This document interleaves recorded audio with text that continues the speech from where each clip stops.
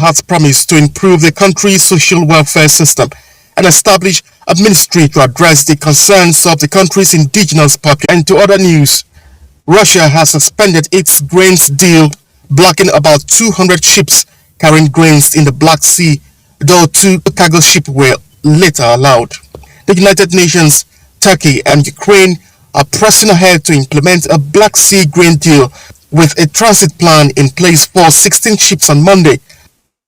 At least 132 people have been killed after a century-old cable suspension bridge collapsed into a river in the western Indian state of Gujarat on Sunday night, sending hundreds plunging into the water in one of the worst accidents in the country over the past decade. Authorities said the 19th century colonial-era pedestrian bridge over the Manchu River in the state's Mobi district collapsed because it could not handle the weight of the large crowd as the Hindu festival season drew hundreds of people to the recently opened tourist attraction.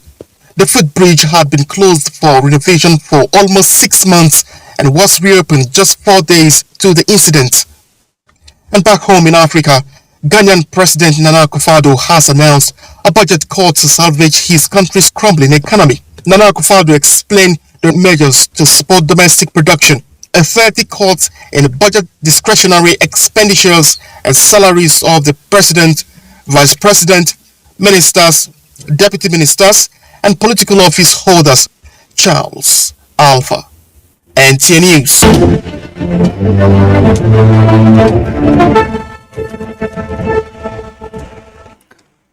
Meanwhile, President Muhammadu Buhari has joined other world leaders in congratulating Brazil's newly elected President Luiz Inácio Lula da Silva on winning a hard-fought, decisive runoff election. In congratulating the new leader on staging an astonishing comeback after leaving office and serving jail term, President Buhari said he hoped that Lula, as president, will further enhance the excellent relations between Nigeria and Brazil.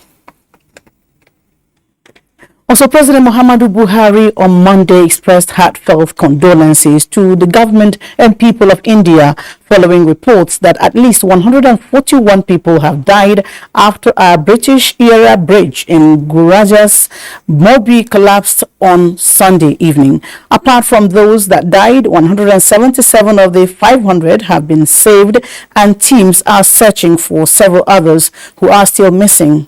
On behalf of the government and people of Nigeria, I wish to express my profound sorrow and sincere sympathy to the Prime Minister, families of the deceased, and the people of India following this tragic incident, said the President. President Muhammadu Buhari leaves for London, the United Kingdom, for routine medical checkup. The statement by the Presidential Advisor on Media and Publicity, Femi Adesina, indicates that the President will return to the country in the second week of November 2022. Also at the airport to see him off were the Chief of Defense Staff, General Lekki Rabo, Chief of Army Staff, Lieutenant General Farouk Yahaya, and other top military and police officers. Throwing more light on the President's medical trip, Senior Special Assistant said there is no cause for alarm.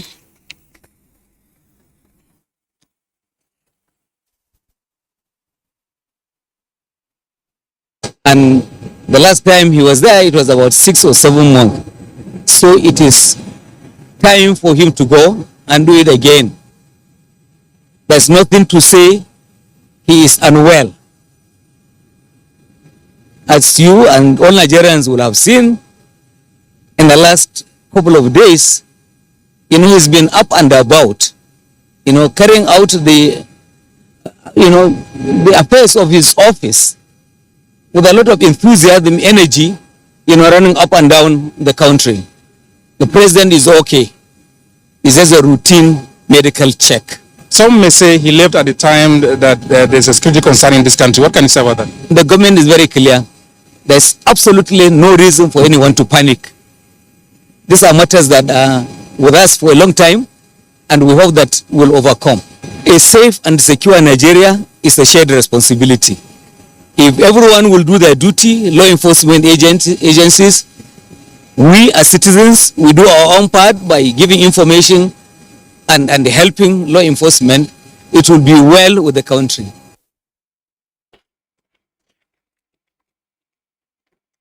This is news on NTA International. More reports after the break.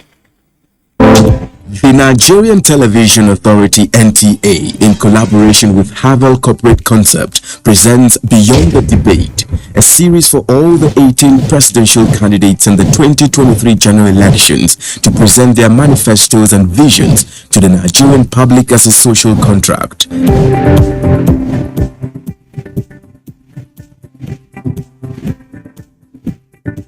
Beyond the Debate will broadcast live on the network service of the NTA and stream on YouTube and other social media platforms beginning from 10th November 2022. The publicly signed manifestos by the candidates will be uploaded on this portal, www.summitofpoliticalparties.org. For further inquiries, please contact Dr. Padanga 08033173488. Hawan 08033121022. In a third Friday in 20 years.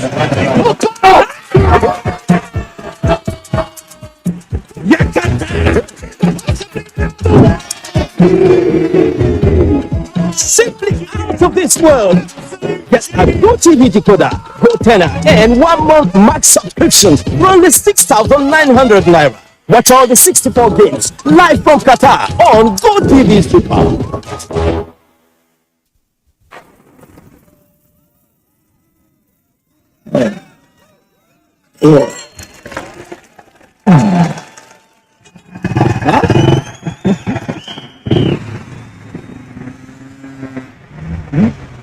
Latest entrant, latest technology. Welcome to Intel 4G LTE Advanced and experience super fast internet access today. Visit intel.com.ng or any of our stores in Lagos, Abuja, and Port Harcourt to get started.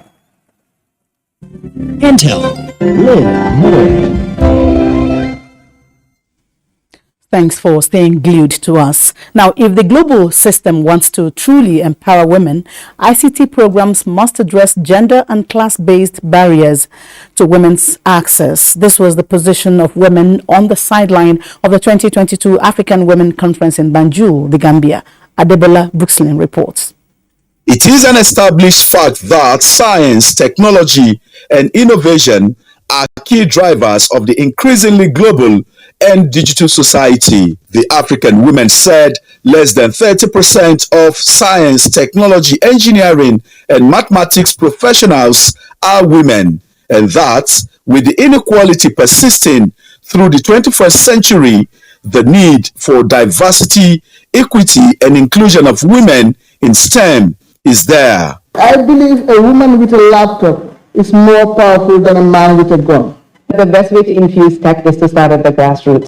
Introduce people to tech in the most simplest form, and they will adopt it and pass it on. Women are not only an integral part of society, but they constitute the productive base of our economies. No matter the agenda, it is my hope that everyone here is an agent of change. Although some African leaders have identified ways to use ICT in the promotion of gender equality and women empowerment. We've gotten a lot of positive feedback, and people are responding and letting us know that this new medium is actually working for them, and they are happy with what Mr. President Muhammadu Buhari is doing for the country. It's also up to the women to get out there and seek. Don't just fold your hands and wait for things to come to you. The women stress that unless the gender divide is specifically addressed, there is a risk that ICT may exacerbate existing inequalities between women and men and even create new forms of inequality. From Banjul, Adebola Brooksland, NTA News. And away from gender matters, the ECOWAS Sustainable Energy Forum 2022 has opened in Abuja with focus on building the structure for moving the sub-region from resilience to seamless energy transition. Kevin Ewonwaye reports that the renewable energy policy document of the Commission is up for assessment at the forum. ECOWAS renewable energy policy is an integral component of the ECOWAS Agenda 2030 on energy transition, which seeks to partly fulfill the regional commitment to climate change policy and also expand the energy mix to increase more access to clean and affordable energy for the region's vast rural population. The forum, being attended by experts from ECOWAS member states, will evaluate all the available options, with particular focus on how to increase investment in renewable energy and link private sector players in the sub-region with international funds operators to boost the sector. For Nigeria, the ECOWAS renewable energy policy, expected to come on stream early next year, is coming at a time the country is fast-tracking its energy transition plan to tackle energy poverty.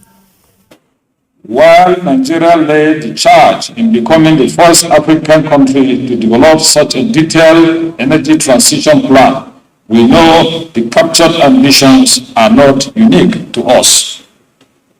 Though our contribution as a continent to global emission is insignificant, it is clear that we remain committed to limiting emissions even as we develop, for example, by increasing the share of renewable energy in our energy supply mix.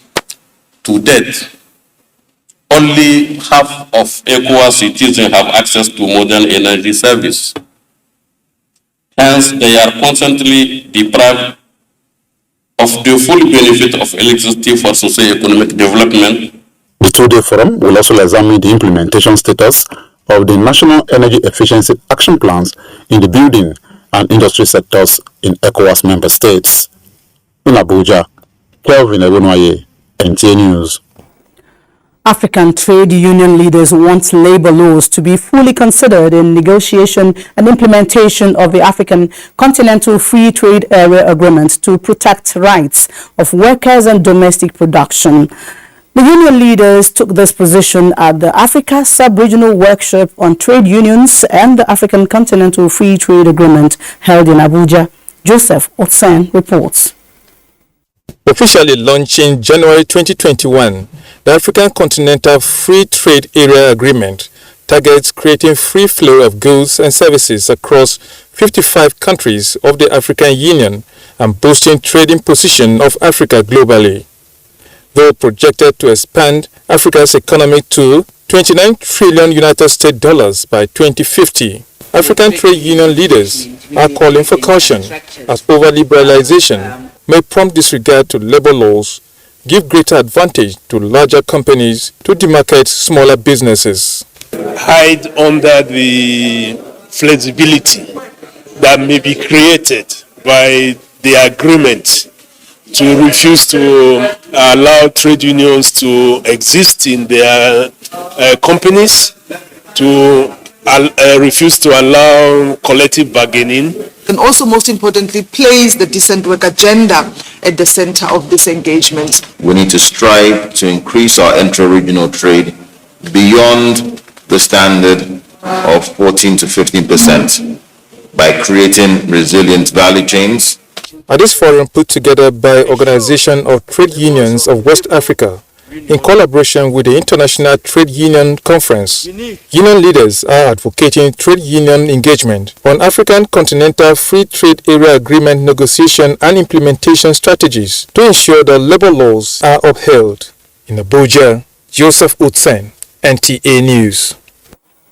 The ordinary session of the Pan-African Parliament is underway in Midrand, South Africa, with investment in agriculture for the benefit of the African people topping the agenda for the parliamentarians. Correspondent Vivian Idekbefo reports that the session is working with the African Union's theme 2022, the Year of Nutrition.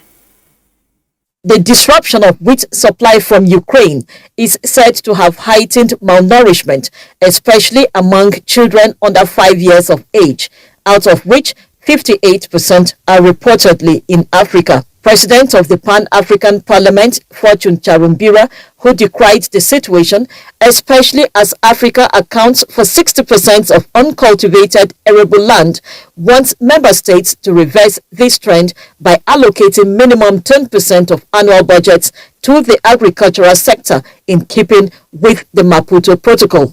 And recommend also that the African Union to enhance support to financial institutions for agricultural financing, and request member states to undertake deliberate programs that ensure access to nutritious food for children, and especially those under 5 years.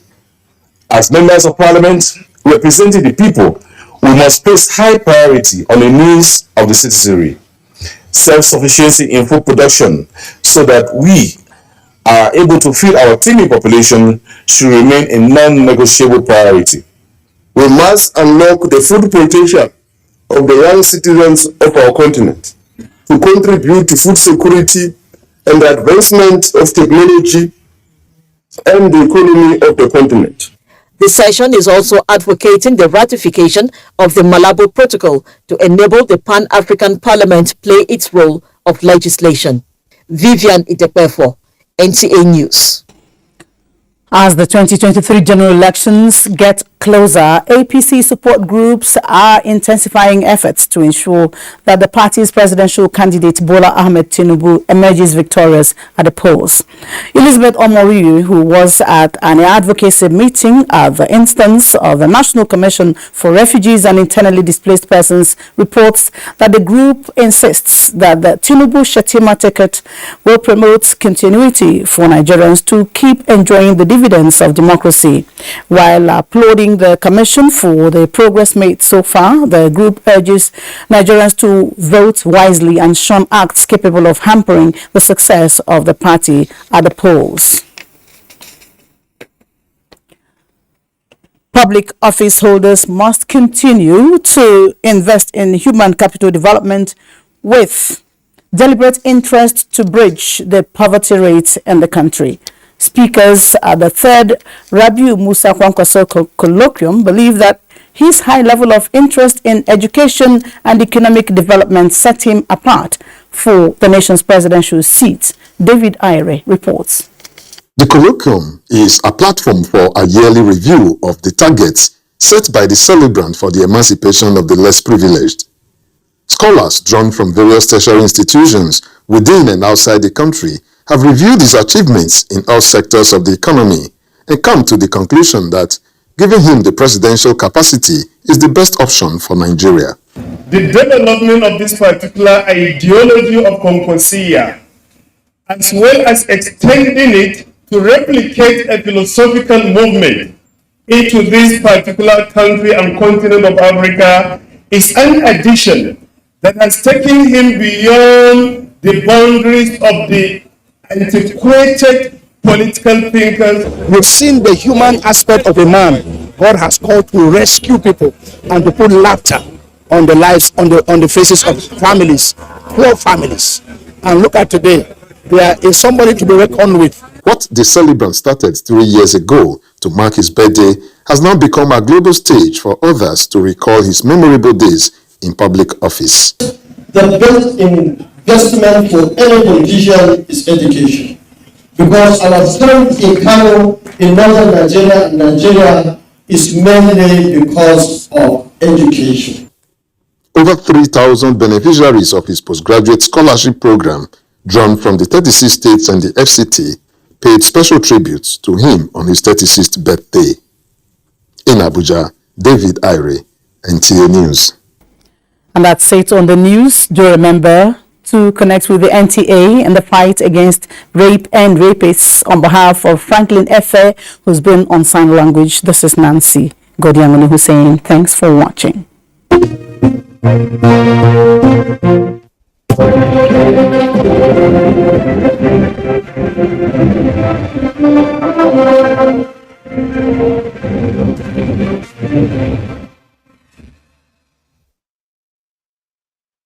The day, 7 days a week. You can watch NTA International live on your TV, computer, iPad, tablet and phone. Log on to visiontv.co.uk and click on Entertainment, then NTAI. You can also download the iOS or Android app on your mobile devices to watch NTA International on the go, anywhere in the world. NTA International, your window to the world.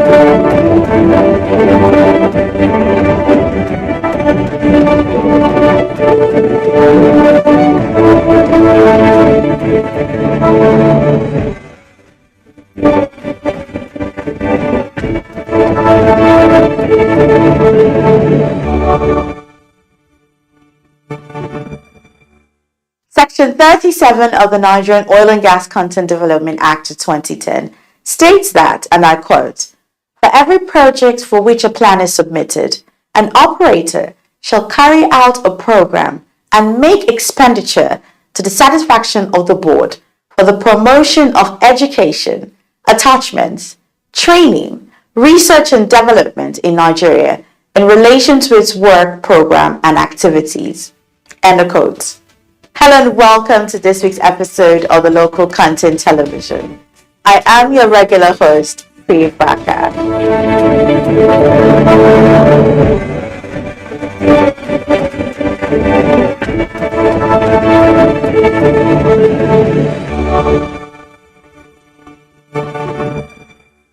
In what has been termed recognition of the modest efforts of the board, President Muhammadu Buhari, GCFR, has conferred the Executive Secretary NCDMB, Engineer Simbi Kessier Wabute, with the Distinguished Capacity Development Award at the Nigerian Excellence Award in Public Service held at the State House, Abuja. Don't go away.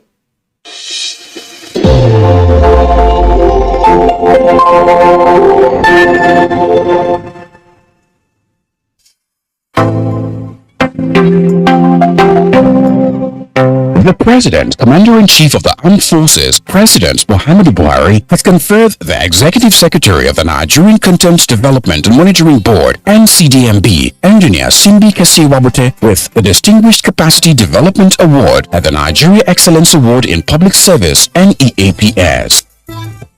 The award was bestowed on Engineer Wabute at a colorful ceremony held at the State House Conference Center, Abuja, for the outstanding stride he accomplished, particularly in human capacity and infrastructural development, since he was appointed to take charge at the NCDMB in September 2016. Other recipients of awards in different categories include former President Goodluck Ebele Jonathan, President of the Senate Dr. Ahmed Lawan, Speaker of Federal House of Representatives Right Honorable Femi Gbajabiamila, some 7 governors, ministers as well as heads of performing agencies and service chiefs.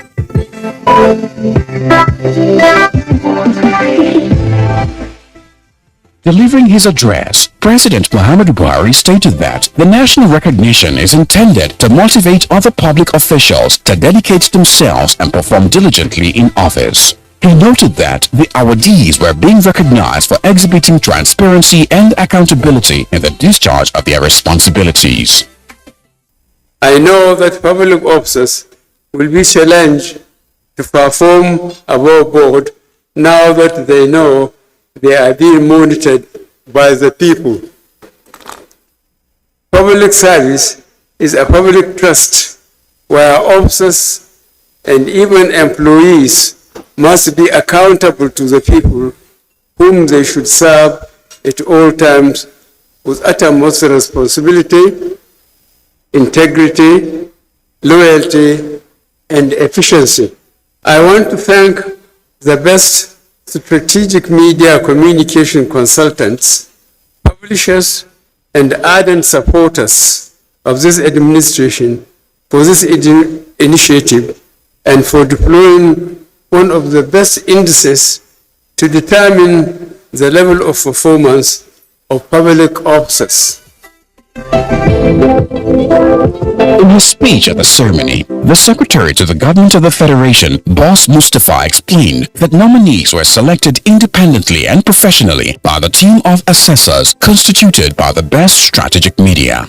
I wish to state that this is purely a private sector-driven initiative which has independently assessed the performance of public servants in the discharge of their roles and responsibilities, and have nominated the recipients of today's awards.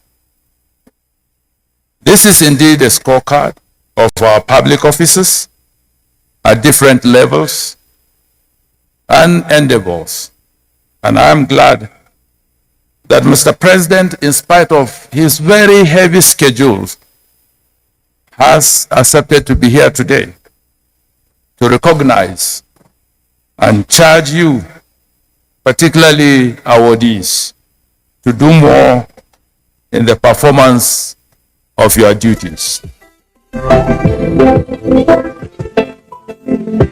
Speaking at a dinner later in the evening, the Executive Secretary of the NCDMB, Engineer Simbi Kesi-Wabute, thanked President Muhammadu Buhari for recognizing his modest efforts at the board and pledged to do more in fostering local content implementation in the oil and gas sector. I feel very happy because most of the times when you're putting in your best with the hope that you're doing it because it is your job that you've been called to do, but to crown it all with a recognition that the service you're rendering is important to the nation, and then you're being recognized by everybody around you, especially the president who appointed you, means a lot to me, to be honest. I never expected recognition by doing my job, but to be recognized, I think, is an icing on the cake, and I feel really elated. Like, you know, I've been 6 years on this job, and Mr. President appointed me to this job 6 years ago, and at this time, to be recognized that indeed what you're doing is approved by him and accepted by him is a mark of recognition. I couldn't have wished for a lot better than this. The Honorable Minister of Information, Lai Mohammed, and other well-wishers expressed delight at the award presented to the Executive Secretary. I think it is because of the impact he has made as the Executive Secretary of the board that he was singled out for the award. Now, but because I know personally what he has been able to achieve in the last 4 years, 4 or 5 years, I think he merits the award. For us as NCDMB, Engineer Simbi Kesi-Wabute is a blessing to us, first of all, and to the rest of this country. I think in terms of expertise to deliver what he set out to do, he is a round peg in a round hole. And I think there's no better way to describe that. And I want to thank Mr. President for carving out a special category for Mr. Engineer Simbi Kesi-Wabute, the category of capacity development, because that is essentially our mandate. And this award clearly demonstrates to all of us at NCDMB that Mr. President and the rest of this country have recognized the efforts that Engineer Simbi Wabute has been putting all these years to ensure that adequate capacity is being developed within the oil and gas, Nigerian oil and gas industry.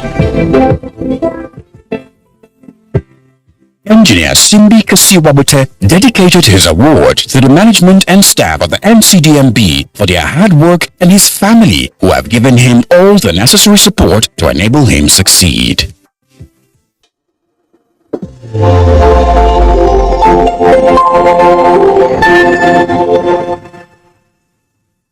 Welcome back. In a bid to promote sustainable culture for research and development in the oil and gas industry, the NCDMB recently organized a 2-day research and development roundtable in Abuja. Come along with us.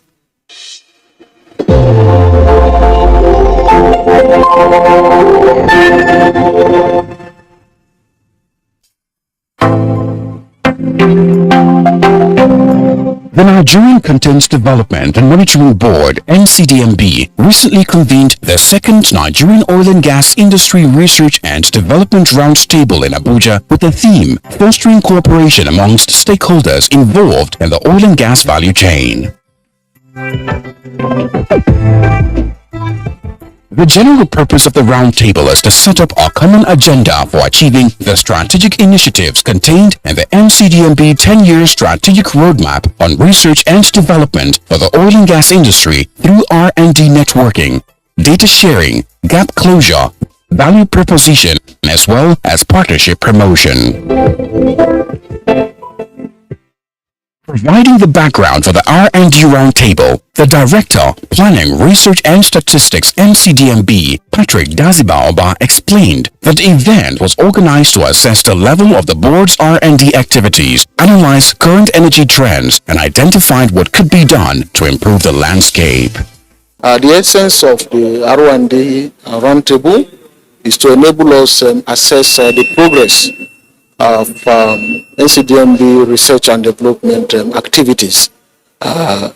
So here we have a collection of industry experts from the operator side and also from the contractors and side companies like Schlumberger and Halliburton. They are well represented also, and also top academicians.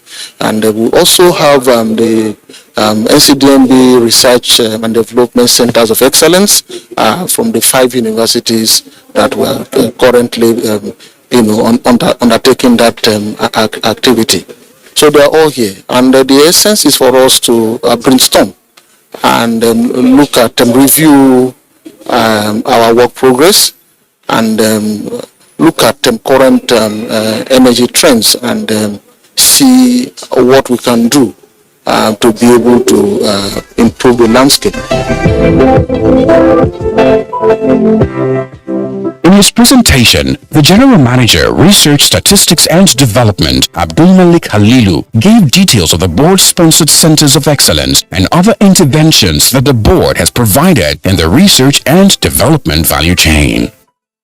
As a government institution mandated to implement local content, our role is to regulate, but we also understand that we need serious partners to execute research and development. So there has to be that nexus between the academia, the carrier of the research, the industry, who are the end users of research, and then us as government being the regulator.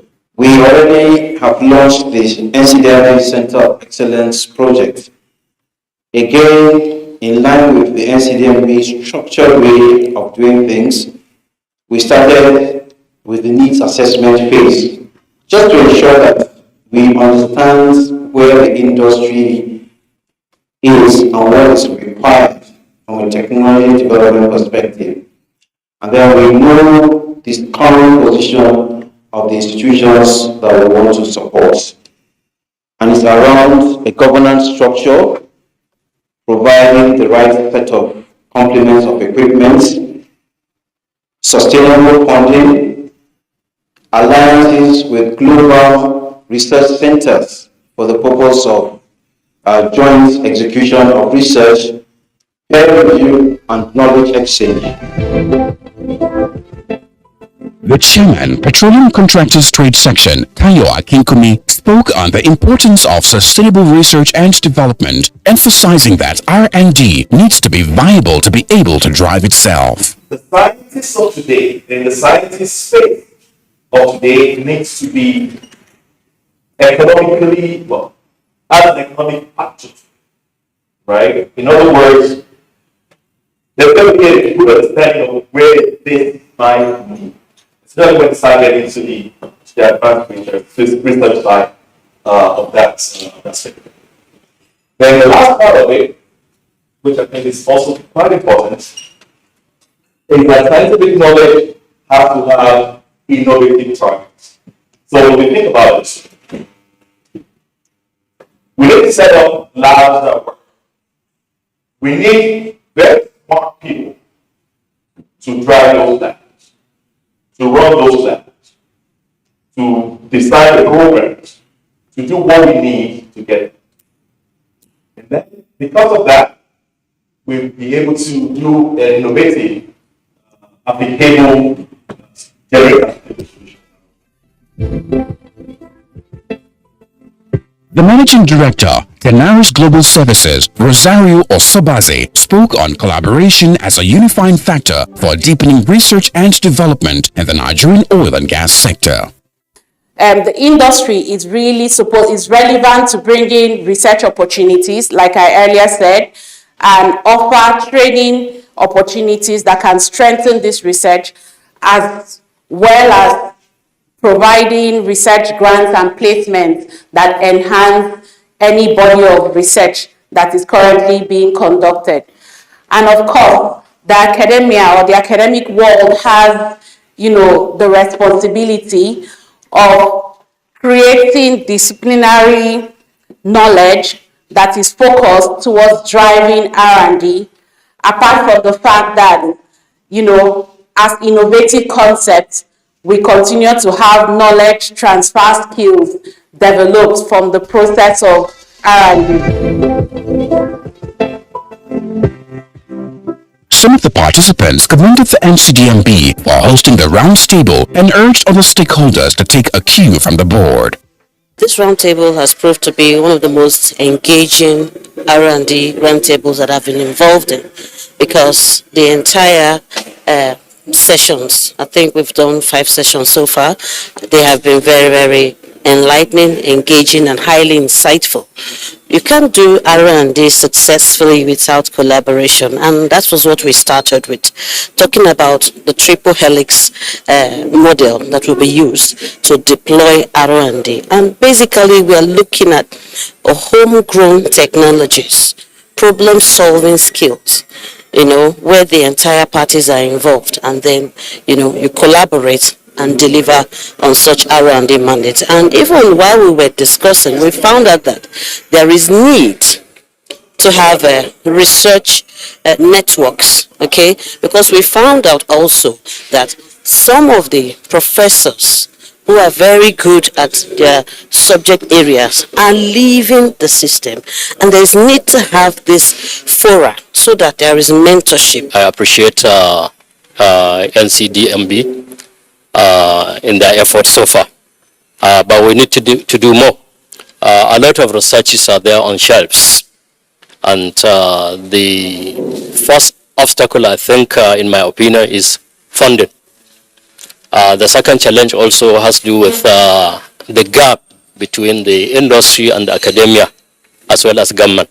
That is why at MBTI, that is my organization, we are trying to see that we encourage this issue of triple helix relationship. The workshop also featured a site visit to Amal Technologies, which is in partnership with the NCDMB to establish a state-of-the-art gas leak detector manufacturing factory in Abuja.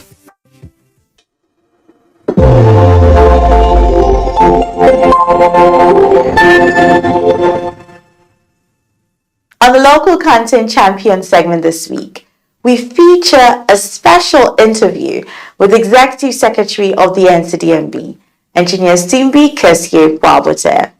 Take a look.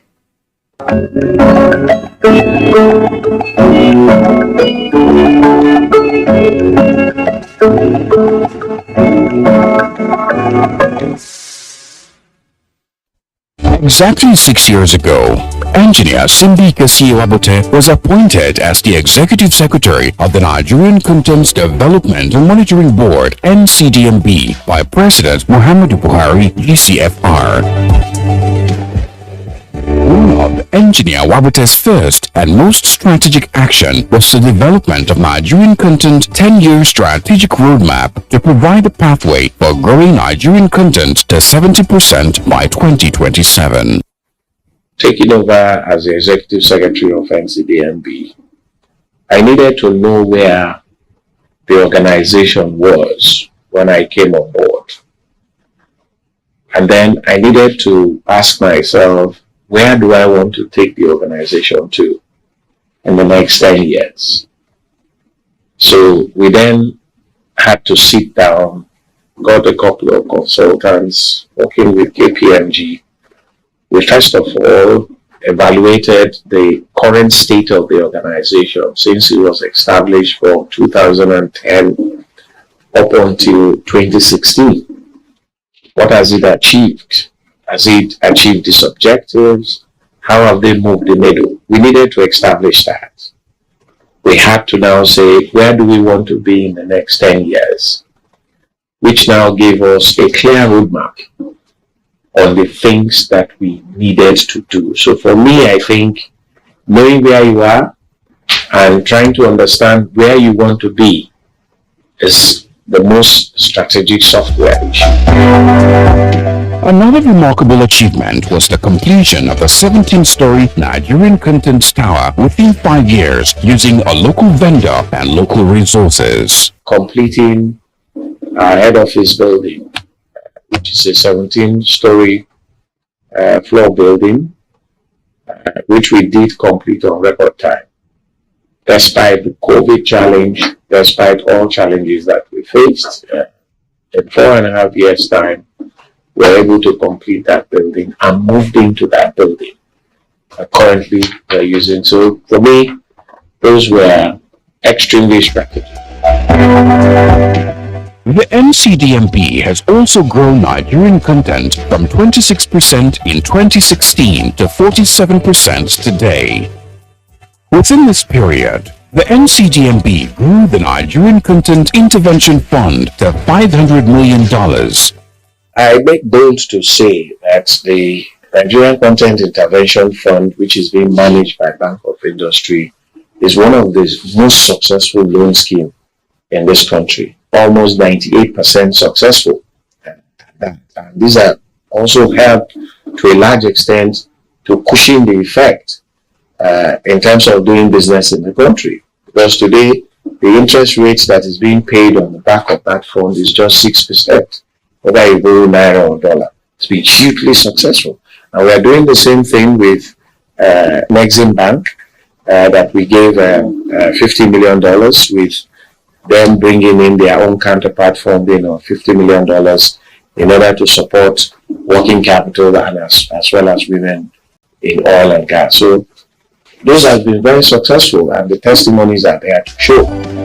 Another major accomplishment was the speedy development of 2 Nigerian oil and gas parks, which would create about 2,000 jobs each. NCDMB has also catalyzed modular refineries, gas projects, and other investments.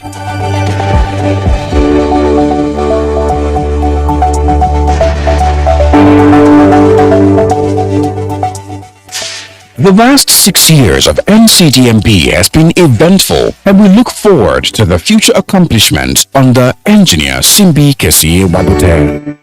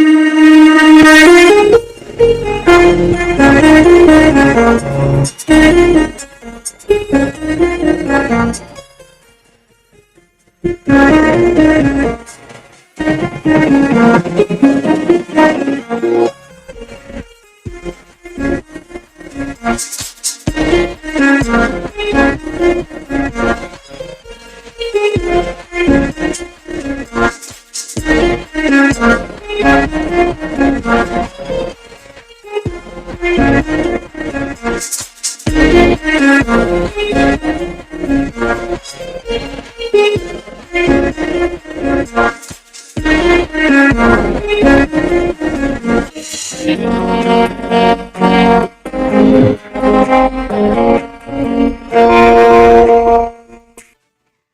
is where we draw the curtain on the program this week.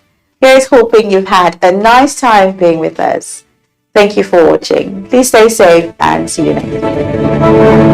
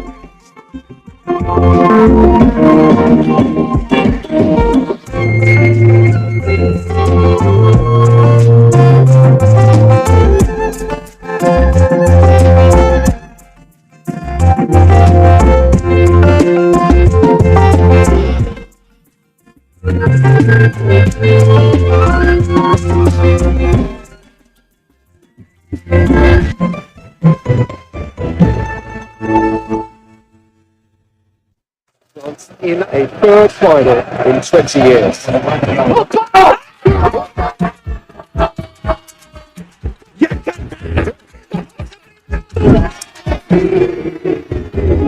Simply out of this world.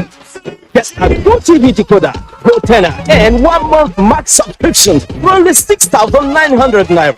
Watch all the 64 games live from Qatar on GoTV Super.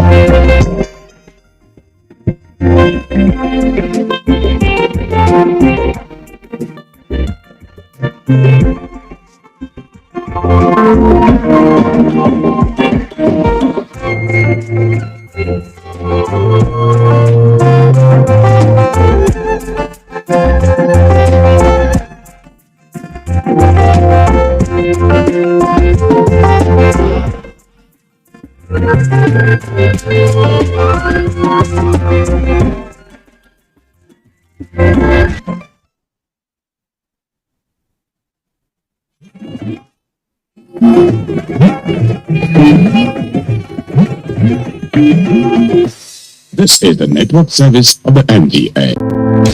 The Nigerian Television Authority NTA, in collaboration with Havel Corporate Concept, presents Beyond the Debate, a series for all the 18 presidential candidates in the 2023 general elections to present their manifestos and visions to the Nigerian public as a social contract.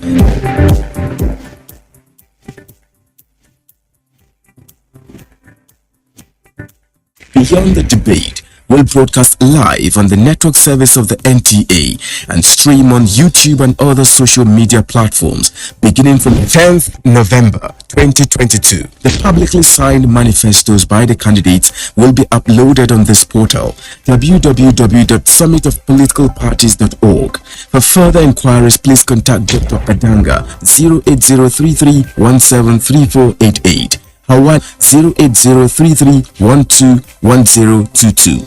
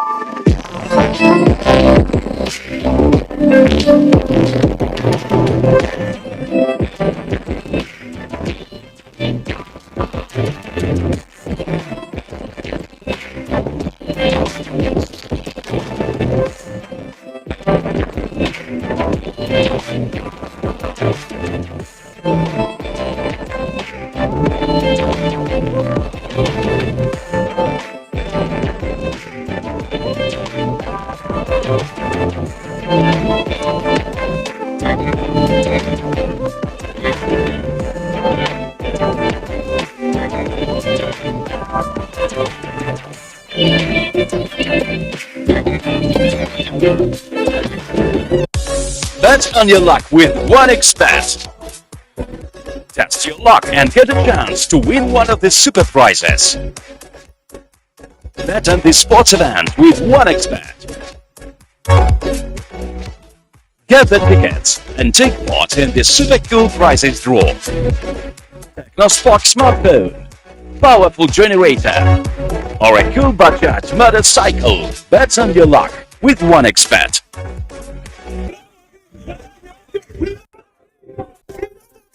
What is happening? Your eyes are red. You are armed with a machete and a gun. See, I'm angry and I can't even contain it. See, my guy, calm down, calm down. I have planned to go and destroy these people's businesses in the city. I have to retaliate on what they've done at our own place. They cannot eat their cake and have it now, never. If you destroy their business here and they destroy that of those close to you over there, especially that your brother who sends you steady cash, how would you survive? Would your dreams be on hold? See, what you're saying is correct, but I'm still angry. Best way is to embrace peace. With peace and unity. My people, let us embrace peace and unity. Let's learn to live as brothers and sisters for a progressive, prosperous nation. This message is brought to you from the Federal Ministry of Information and Culture.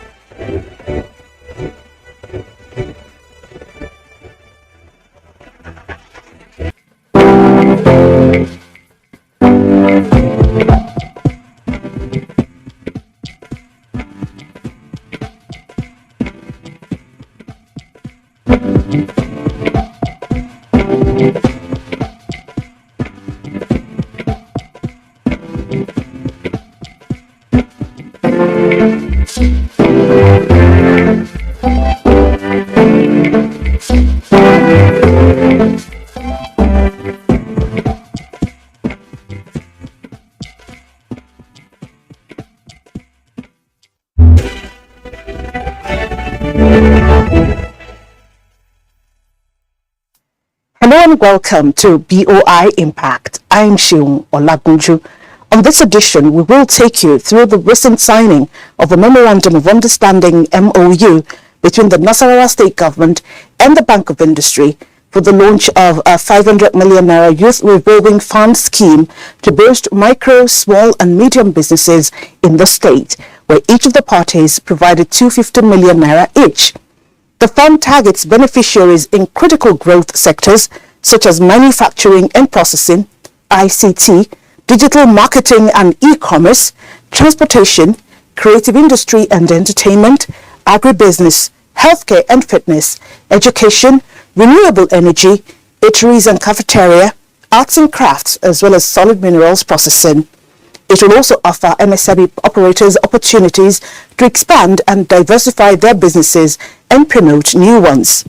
Dignitaries at the event included the Governor of Nasarawa State, Engineer Abdullahi Sule, the Deputy Governor of the state and Chairman, Nasarawa State Human Capital Development, Dr. Emmanuel Akabe, the Senior Special Assistant to the Nasarawa State Governor and Focal Person, Human Capital Development, the Managing Director, CEO of the Bank of Industry, Mr. Olukayode Piton, represented by the bank's General Manager, SME North, Dr. Rislanuddin Mohammed, and other stakeholders. It was indeed a day of joy for entrepreneurs in the state. Please stay with us as we bring you highlights of the event.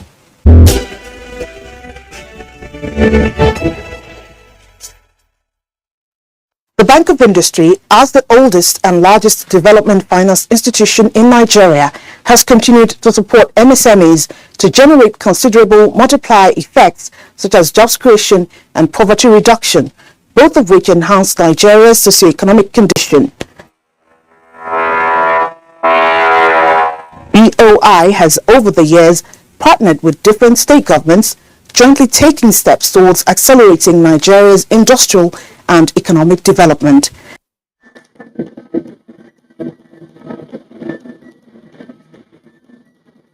The team from the Nasarawa State Human Capital Development Office, in her welcome address, the Senior Special Assistant, SSA and Focal Person, Human Capital Development, Habiba Balarabe Suleiman, said that the scheme would enable the people of Nasarawa State, especially the youth, access funds to finance their business ideas and expand existing businesses.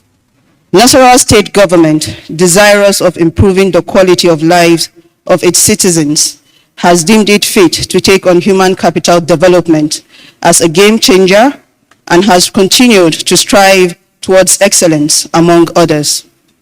It is in this connection that the Human Capital Development Office works relentlessly to ensure that the human capital indices of the state are improved upon by at least 50% in the year 2030.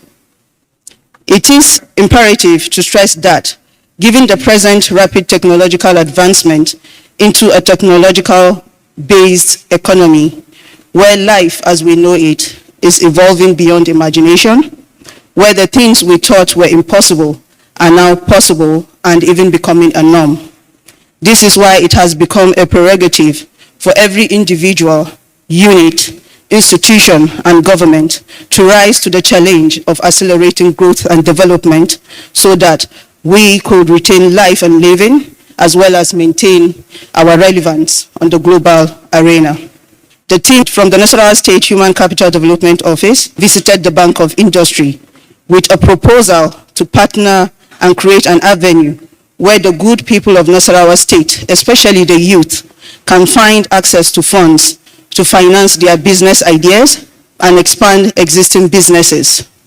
The net intent is to stir economic activities, create jobs, and boost economic growth, while also forming solutions to societal vices, thereby curbing youth restiveness. Subsequent follow-up engagements with the Bank of Industry received high cooperation from their staff and management, which further pushed our proposal into materializing into reality. His Excellency graciously granted approval for the 500 million naira Nasarawa State Youth Revolving Fund scheme. The scheme, a collaboration between the state government and the Bank of Industry, is a matching fund agreement where the state government provides 50% of the total sum, being 250 million naira, and the Bank of Industry matches the funds with another 50%, bringing the total to 500 million naira.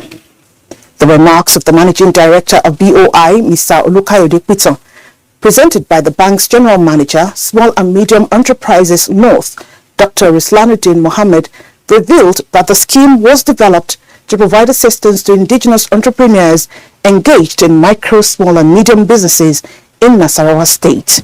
It is my distinct pleasure to welcome you all to the signing of this Memorandum of Understanding between Government of Nasarawa State and the Bank of Industry. BOI is Nigeria's oldest development finance institution, and our mandate is to provide financial assistance for the establishment of large, medium, and small projects, as well as the expansion, diversification, and modernization of existing enterprises and rehabilitation of existing ones.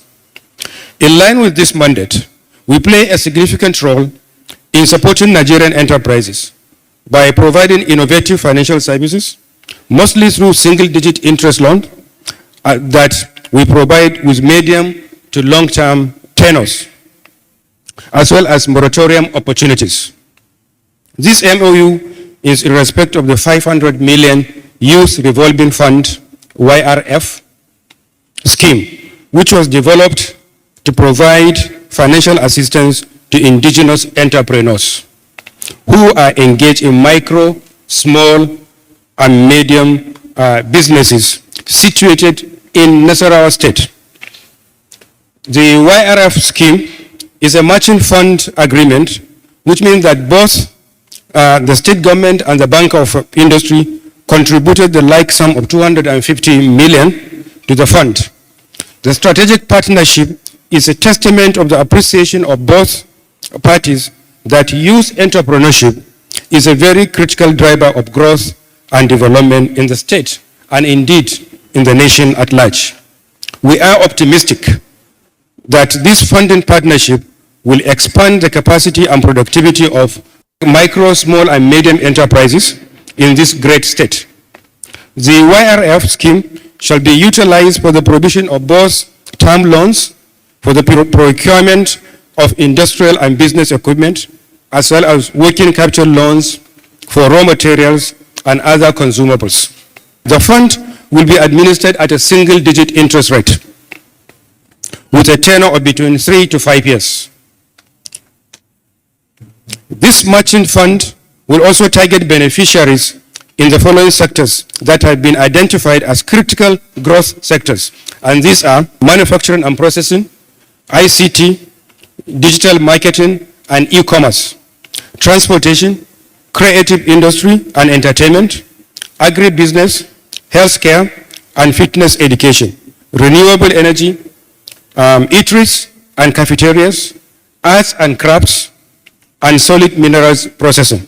At the Bank of Industry, we have developed dedicated structures and products to support the aforementioned segments in terms of finance, business advisory, and capacity building. Dr. Mohammed also gave statistics of the bank's intervention in the state. The Bank of Industry has continued to make visible strides in its support to the MSMB community across the country. I am particularly pleased to let you know that in Nasarawa State, as of today, the bank has disbursed about 500 million to 23 business enterprises. In addition, over 200 million loan facilities have been approved for 5 new projects, while we are currently reviewing another 5 new loan requests with a total loan value of 1.1 billion naira. I am indeed happy that this collaboration has proceeded smoothly and fruitfully. As we officially launch the 500 million Youth Revolving Funds scheme, I would like to sincerely appreciate the indefatigable Executive Governor of Nasarawa State, Engineer Abdullahi Sile, and his team for their tireless and consistent drive, support, and cooperation in making this program a reality. I would like to reiterate our commitment to support the federal government's plans to achieve sustained socio-economic development in our dear country. I also look forward to the successful implementation of this fund to deliver impactful outcomes that could foster the socio-economic growth and development of Nasarawa State in particular and Nigeria at large. There were goodwill messages from the Senior Special Assistant SSA to the Governor on Youth, Honorable Shaibu Sani, and representative of other women in business, Jarita Dennis. On behalf of the entire youth constituency in Nasarawa State, we want to register our profound gratitude and appreciation to the Governor and Government of Nasarawa State for this very rare privilege and opportunity given to the young people to access these funds so that we can become employers of labor, not the other way around. This is very, very rare, and we appreciate His Excellency for this very gesture and want to pledge our continuous support and commitment to ensure that the exceeding all expectation mantra becomes a reality as far as Nasarawa State is concerned. This is the first time a thing like this is coming to the state. And sir, we're grateful. We're grateful. And I know with this, our businesses, especially the women, is taking us to another level. We will not remain small again. For those of us that are already there, we intend to expand more. And for those of us that are yet to be there, my fellow women are here. We are going higher. After the speeches, representatives of the Nasarawa State Government and the Bank of Industry proceeded to sign the Memorandum of Understanding.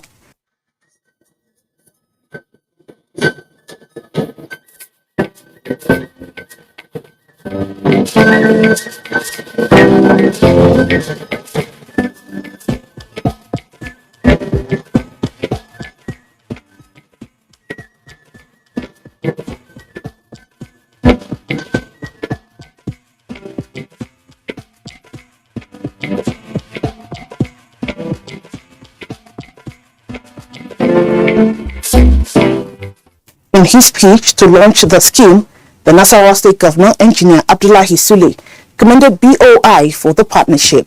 I need to commend the Bank of Industry for conceiving the idea of this youth revolving scheme, which is designed to provide soft loans to our youth in order to take off and expand their businesses. This initiative will no doubt add impetus to our drive towards wealth creation through investment and generation of employment, with the sole aim of reducing poverty and self-sustenance. This will also go a very long way in curbing youth restiveness in our own society. Today's occasion is significant as it is in tandem with the philosophy and vision of our administration, particularly in the development of the youth through the creation of equal opportunities to realize their own potentials for socio-economic development. This is why, since our assumption of office, this administration has remained committed in evolving deliberate efforts towards stimulating our economy through desired human capacities. Accordingly, we developed a blueprint which is tagged Nasarawa Economic Development Strategy (NEDS). This initiative resulted in the establishment of the Nasarawa Investment Development Agency, NACIDA. This endeavor has already attracted investments from different investors who are investing in different facets of our economy, with our youth being gainfully employed. We have also made frantic efforts towards boosting economic development, resulting in the increase in our internally generated revenue by 49% even in the year 2020 during the COVID-19 pandemic. Efforts have since been intensified to surpass this landmark in the years ahead. It is also important to state that an independent evaluation platform called the Kingmaker has showed that Nasarawa State has moved from the number 24th position in the previous years to now number 12 position when it comes to. This is based on the fact that our ease of doing business and investment promotion has also earned over $500 million in the key sectors of our economy, translating into better life for the citizens of the state. As part of deliberate efforts towards empowering our teeming youth and women in line with the posture of this administration, we have established the Wing Commander Abdullahi Ibrahim Vocational and Skill Acquisition Center, which has since been handed over to Industrial Training Fund ITF for optimum and maximum utilization. This center will engage our youths in meaningful ventures with a view to open vistas of opportunities towards wealth creation, employment generation, and poverty alleviation in the state. In the same vein, we are partnering with TMAX, who are consultants that will train 2,000 youth on the relevant skills at the end of this training, as well as give them starter packs for self-reliance. This is further supported by the monthly stipends throughout the training period. Furthermore, this administration has trained over 200 youths on the employability and entrepreneurship program and equipped them with 21st century skills. This is in addition to the domestication of the federal government cash transfer policy as Nasarawa State Cash Transfer Scheme, where beneficiaries, usually the vulnerable in the society, receive the 5,000 naira stipend on a monthly basis with a view to improve their condition of living. We are gathered here today to witness the signing of the MOU with the Bank of Industry to assess the 500 million naira for Nasarawa State Youth Revolving Fund Scheme. In this regard, we have approved the matching fund agreement. This indeed is also the phase one. As far as we are concerned, the scheme will be monitored, and once it is monitored, our next plan is to ensure that we match 500 million and the Bank of Industry will have 500 million, so we can have a 1 billion naira scheme. At this juncture, let me once again commend the Bank of Industry for this worthy partnership. I therefore urge the prospective beneficiaries to make judicious use of the funds for the purpose that is meant for. On this note, therefore, it is my pleasure to launch the Nasarawa State Youth Revolving Fund Scheme for the benefit of all. And I thank you, and may God continue to bless you. In a vote of thanks, the Nasarawa State Deputy Governor and Chairman, Human Capital Development Council, Dr. Emmanuel Akabe, described the scheme as a dream come true for the state.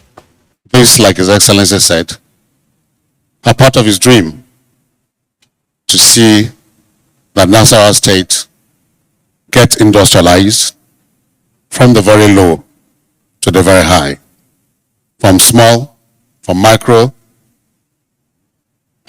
to small to medium, and who knows, to large. This is his dream, and we're beginning to see the dream coming true. For Bank of Industries, we cannot thank you enough. This is a dream come true. As a state, His Excellency has already mentioned it, all the support and cooperation you have. Your dream, putting it into fruition now in Nasarawa State, we say a big thank you.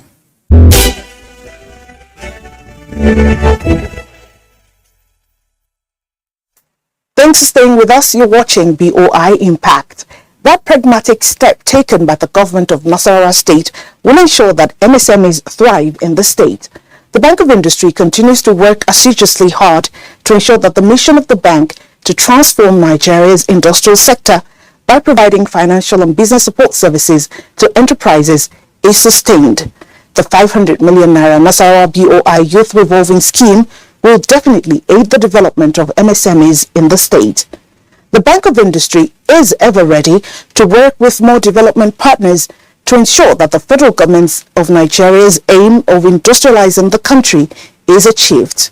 Whether your business is large, medium, small or micro, BOI has a funding and support package for you This directorate is well equipped with cutting-edge technology and sound human resources. Please visit any BOI office near you for further inquiries on how to benefit from BOI's financial and technical services, or visit our website www.boi.ng. We're also on social media. Please visit our pages on Twitter, Facebook, and Instagram. And that's it on BOI Impact. I am Sheung Olagunju. Thanks for watching.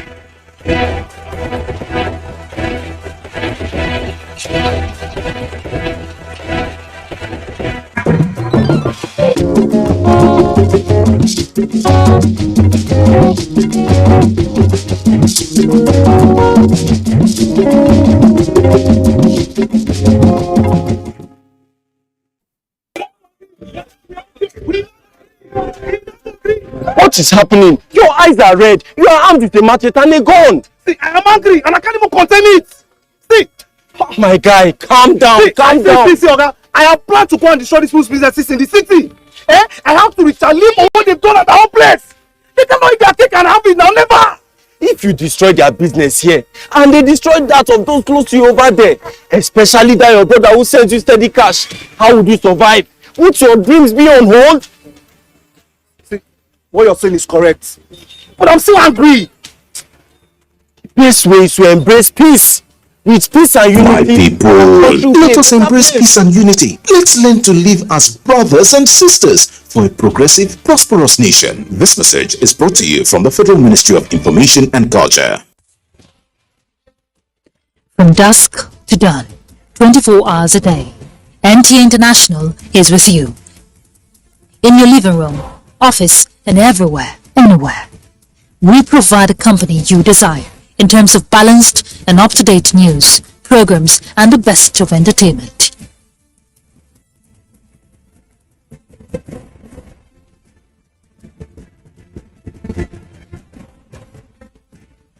Tune in to DSTV channel 251, GoTV channel 91, Freeview channel 264, or live streaming via www.visiontv.co.uk.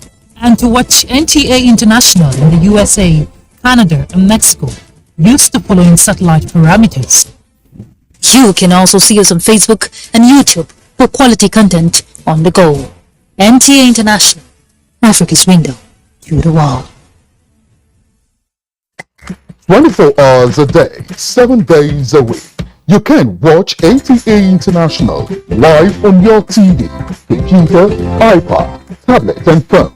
Log on to visiontv.co.uk and click on Entertainment, then NTAI. You can also download the iOS or Android app on your mobile devices to watch NTA International on the go, anywhere in the world. NTA International, your window to the world.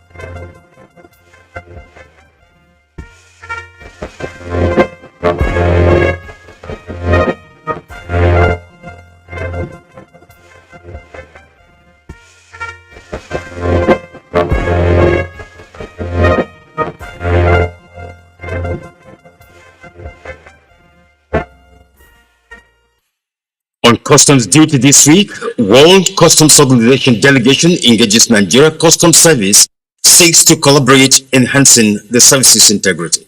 It's very important that you have ownership of whatever are the outcomes that we come to and conclude on during these 10 days.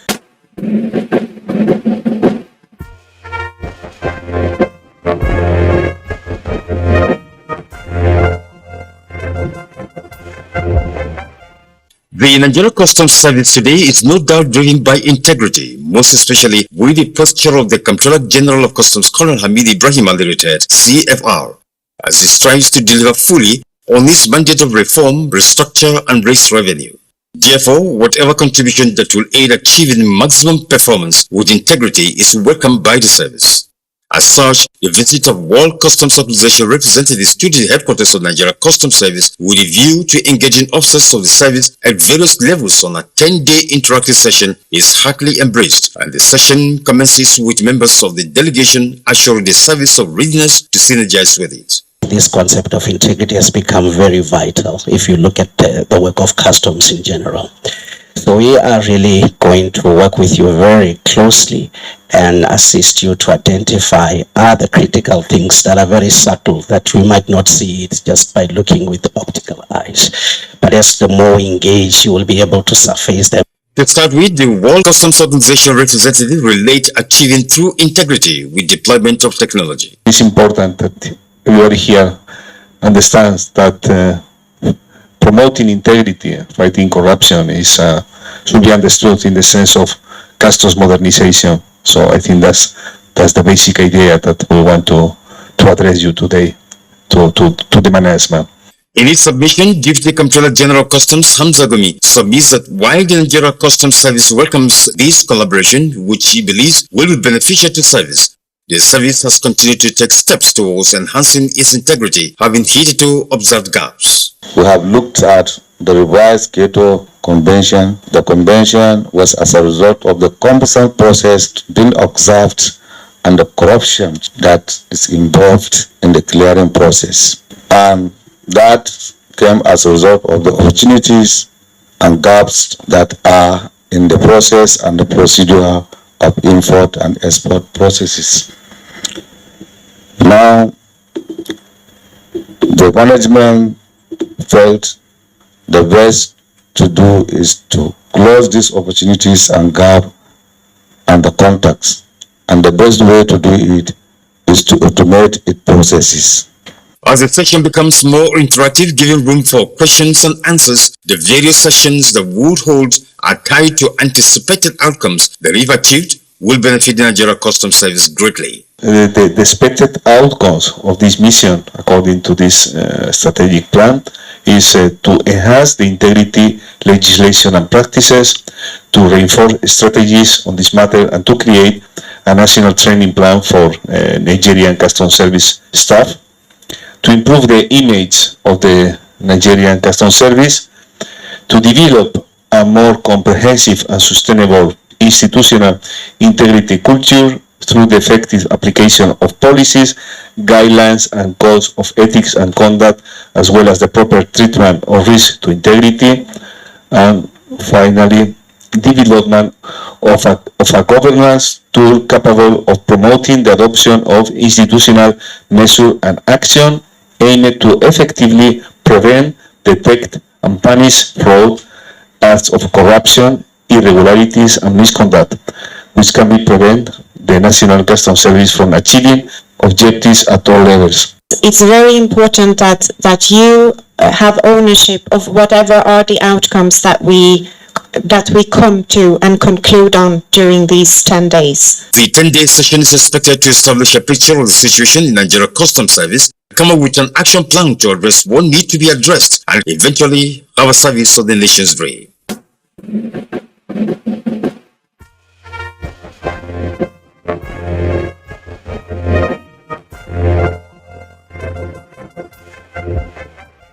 This convergence is that of a delegation from the United States Coast Guard and INL and designated top Nigeria Customs Service officers. The meeting seeks to discuss Nigeria Customs Services responsibilities in the maritime port environment, as well as related law enforcement issues in the maritime security. The leader of the delegation speaks. One of our desires is to understand the agencies that work with and in the port environments and what they see as some of the challenges or threats that are out there these days. Because hopefully through our better understanding of the port environment and the conditions here, that will help as we continue with this partnership, and we hope to place a U.S. Coast Guard maritime advisor in Nigeria to help advance our partnership. The team is composed of experts who are willing to share expertise with Nigeria Customs Service and other relevant agencies in the maritime domain, with some of the areas highlighted thus. We offer international training courses in maritime law enforcement, fisheries and fisheries inspections, search and rescue, and also engineering. The meeting becomes more interactive as submissions from the Nigeria Customs side touch on various areas of customs operations as responses to questions asked by the members of the delegation, including what the service considers threats in the maritime domain and modalities to address them. Major threats could be smuggling.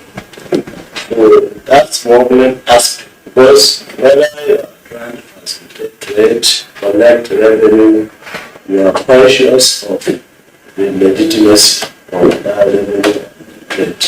In our tariff system, there are certain goods that are either on absolute prohibition list or prohibition trade. First of all, we need to protect the revenue and by ensuring that those goods are not allowed into the country. But, for us, it's been on the area of classification and formation of goods. That is a major thing that customs has to deal with. And we have various layers of engagement, either at the World Customs Organization level for harmonization of goods, systems, and procedures, or at bilateral levels depending on the countries where we are developing or where we have engaged in mutual administrative assistance. And the information, importation of fish into the country is even somehow restricted. They give quota to importers. I mean, they are giving specific what to import. So it will led to us to jack as you import quota. We try to jack. Jacking means, we try to, subtract the cost of you import from what is left, so that at the end of your importation, that is closed. You may have to go for another permit. It depends on the quantity given to you, where the fishing pattern that you are allowed to bring in so quantity, where once the port health board, immigration, it is left to others as you carry into your truck. You continue to do that to ensure that the quantity you are carrying, you paid full duty. After what can totally be considered a fruitful deliberation, the resolve is that the Nigeria Customs Service welcomes the collaboration and the zonal coordinators in A, as well as all the customs area controllers in that zone, particularly those whose commands control ports, to coordinate the interface with members of the delegation in real times, where they are also fully briefed about deliberations held here at the headquarters.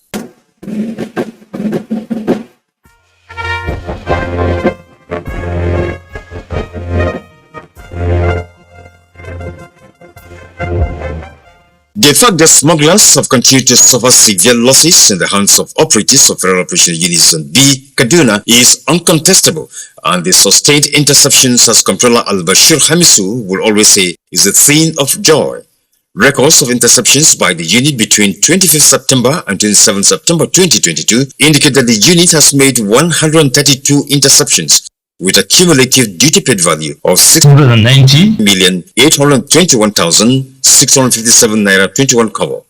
The items intercepted include 755 bales of foreign used clothing, 814 bags of 50 kilograms foreign parboiled rice, 70 parcels of cannabis sativa, 533 cartons of spaghetti, 473 cartons of unregistered pharmaceutical products, and 266 pieces of used tires. Others are 221 kegs of premium motor spirit PMS, 116 cartons of foreign female shoes, 47 bags of fertilizer, 30 sacks of foreign used shoes, as well as 24 vehicles attempted to be smuggled through the land borders, 4 of which are means of conveyance among other items. The driving force behind the success we are reporting today was as a result of working together. There is no doubt, and it is a fact, that smugglers are getting sophisticated day by day, but with coordinated effort by internal custom units and other security agencies, we are able to get them, and by God's grace, we will continue to work together to ensure these common criminals do not escape us. While smugglers are deviants and desire the treatment they receive through seizure of their smuggled items, there is the question about genuine businessmen that fall foul of the law. There are certain things that are not allowed to come in. They may be ignorant about it, but they say ignorant is not an excuse in the eyes of the law. So in view of this, and to stop people from wasting their investment, let them go to any custom formation and ask questions. I have some money, sir. I have retired. I want to start trade. And my brother introduced me to business of used tire. Can I go ahead? Custom will tell him, don't go and start business of used tire. Used tire is not allowed to come in for so many reasons, so that you don't waste your investment. I want to import rice. Don't import rice, because rice is not allowed now. Nigerian government has a policy of rice farming, rice milling, rice cultivation here in Nigeria. Even loans is given to Nigerians to ensure that they boost local production. Don't go to rice. So also other items that are not supposed to be imported. As the text members of the media run some of the intercepted items, Comptroller Hamisu notes with delight the success his unit has achieved this time again with this volume of interceptions. We take his comments about why he considered the interception of 755 bales of foreign used clothing by his unit as also a remarkable one. This is a big catch because the federal government plans good for Nigeria. The emergence of man-made garment industry in Nigeria is for a purpose, because federal government want to ensure we produce what we wear. If these used clothes are allowed to come, I don't think this practice will flourish. So I consider this as a very big catch for Nigeria Customs Service, and by God's grace will continue to partner with other agencies to get this information. Moving on, Comptroller Al-Bashir Hamisu emphasizes the need for synergy as always, just as he solicits continuous cooperation from Nigerians. Political environment where you find yourself does not suggest anybody working alone. Volunteer information to customs, because customs are good. Customs, we're here for good. If you give us information, we have the capacity, we have the strength to be able to turn and save this country from getting into wrong hands. Indeed, the simple and direct message of the Nigeria Customs Service as passed on through federal operation units at B is that smugglers have no hiding place. They also have a chance to denounce the evil act of smuggling and be in peace as patriotic Nigerians who worry about their lawful businesses.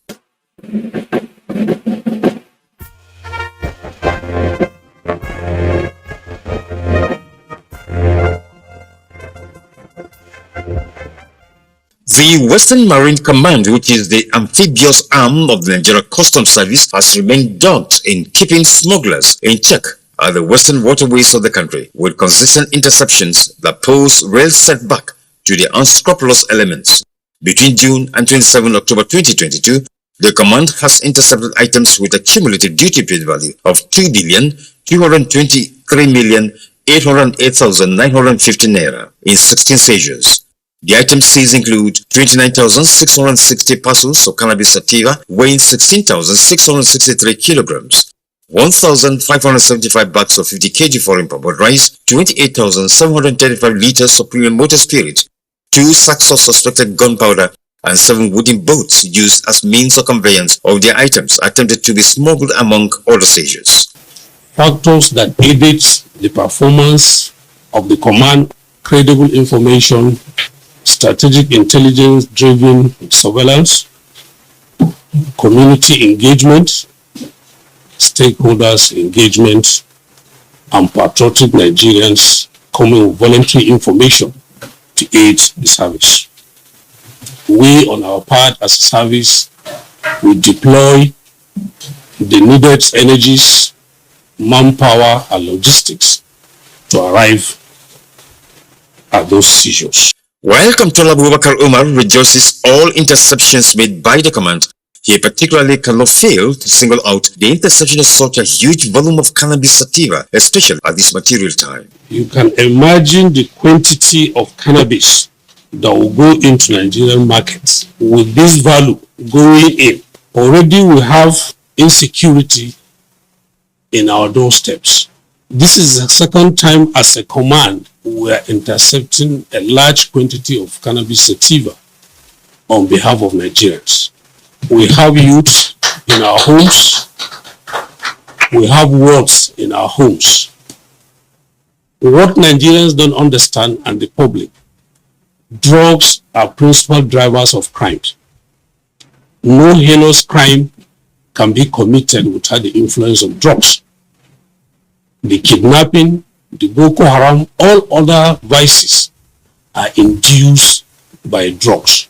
As it takes members of the media around some of the intercepted items, Comptroller Umar emphasizes the need for patriotism by Nigerians as he discloses that his command is well positioned to curtail the smuggling of rice through the western waterways in the interest of the nation. Food security is an important aspect of national security. Nigerians have been encouraged vis-a-vis the central bank and other measures put in place by government to encourage production of rice locally. And we're all aware rice is the most stable food in Nigeria, but the government is doing all it can to ensure that it's produced locally. So we as citizens have a duty to assist the government in trying to do so. But we as a service will continue to do the best we can by making seizures and of course prosecuting the smugglers as much as we can. The Customs Area Controller uses this medium to hand over the seized cannabis to NDLEA, eliciting this response from the agency's representative. Drug Law Enforcement Agency, General Buba Mohammed Marwa, retired. I received this seized cannabis sativa exhibit. We want to assure you that everything will be done to make sure that all the perpetrators of drug crime in Nigeria, including this particular one, are brought to book. Comptroller Abubakar Umar stresses that wherever smugglers attempt to carry out their nefarious activity, customs operatives are there to make interceptions as stipulated in the laws that empower the Nigeria Customs Service to implement government policies, among which is suppression of smuggling.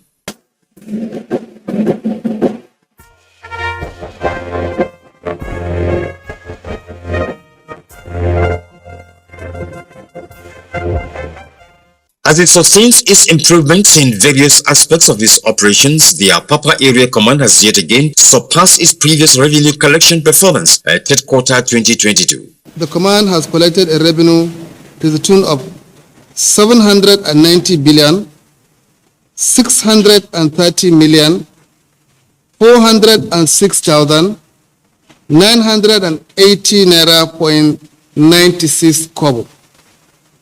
This shows an exponential improvement of 181.5 billion naira as against 609 billion naira collected in the corresponding months of January to September 2021, representing an increase of 29.8%. This remarkable achievement was made possible because of our officers' tireless commitment to ensure that all revenue leakages are being mitigated, as well as sustaining the level of compliance by the importer and stakeholders in the clearance value chain. Comptroller Malanta Yusuf discloses that the Apapa Command is hopefully going to record over ₦1 trillion revenue collection at the end of 2022, all things being equal.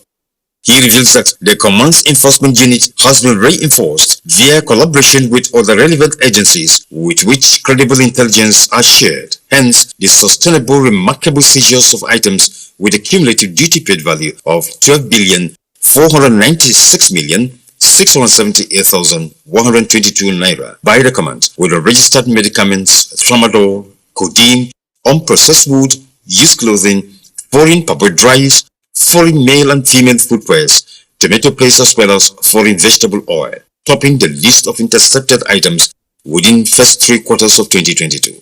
These importations are in clear contravention of Section 46 and 47 of Custom and Excise Management Act, Cap C45, Law of the Federation of Nigeria, 2004. Let me emphasize that Apapa Command is continuously ready to assist in facilitating legitimate trade and ensuring that all forms of smuggling activities through false declaration on import and export done in defiance to extant trade guidelines will be detected through our layers of control mechanism. Comptroller Yusuf urges stakeholders to continually remain compliant in trade while also embracing the non-intrusive inspection of imported cargoes owing to its enormous benefits to the nation in general.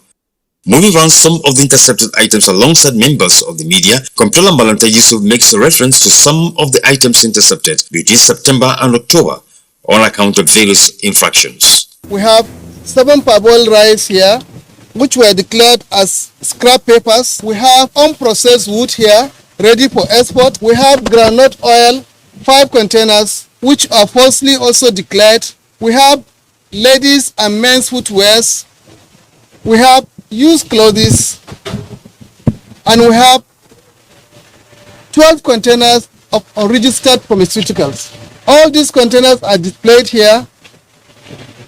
We are now searching for the importers through various means to ensure that we bring them to book. Comptroller Yusuf emphatically admonishes both importers and exporters to be guided by the laws of the land in order not to fall foul of them and end up getting prosecuted.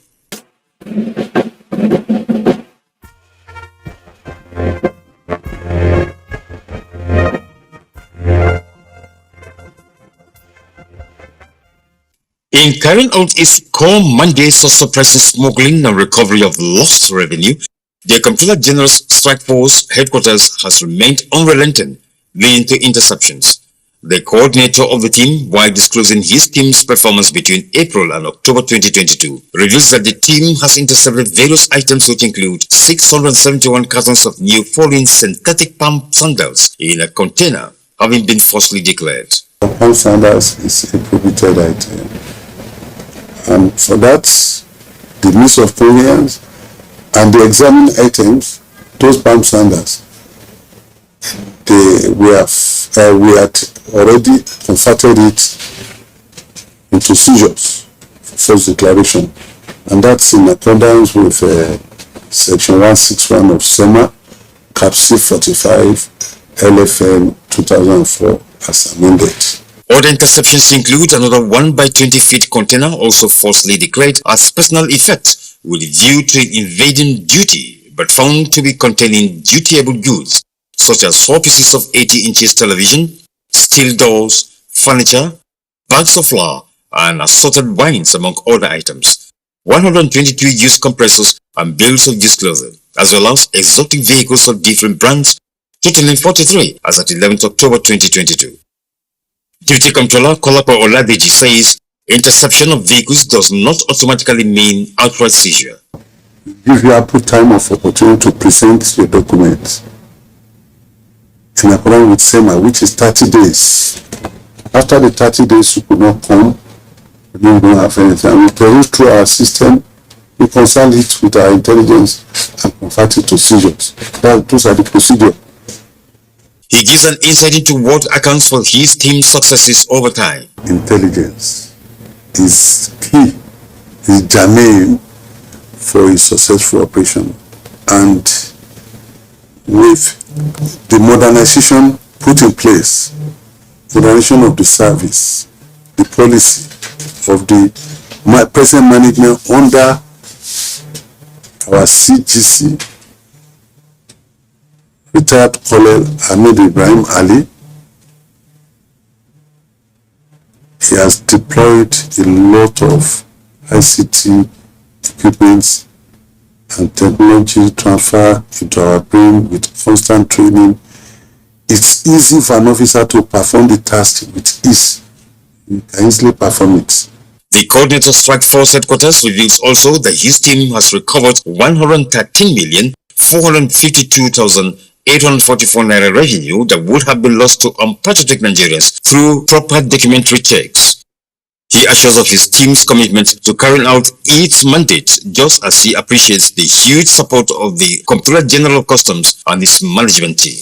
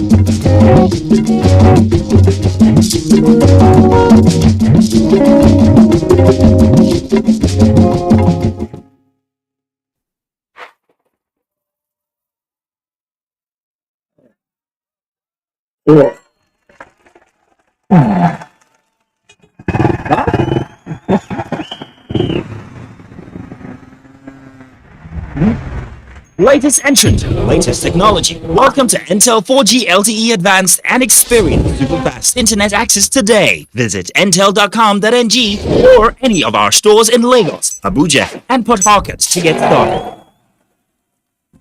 Intel. Live more. The Federal Character Commission, FCC, wishes to clarify that it is not a public employment generating agency, but an implementation organ of the Federal Character Principle. Its key mandate is the enforcement of the principle of equitable representation of all zones and regions of the country to reflect balance in recruitment and the distribution of resources. The balance targets fairness in ethnic and regional representation in all federal government ministries, departments and agencies. At the core of FCC's mandate is the protection of the interests of all Nigerians, irrespective of ethnicity or place. Please note that the FCC is not recruiting for public agencies, as the MDAs have the mandate to do so. This message is brought to you by the Federal Character Commission.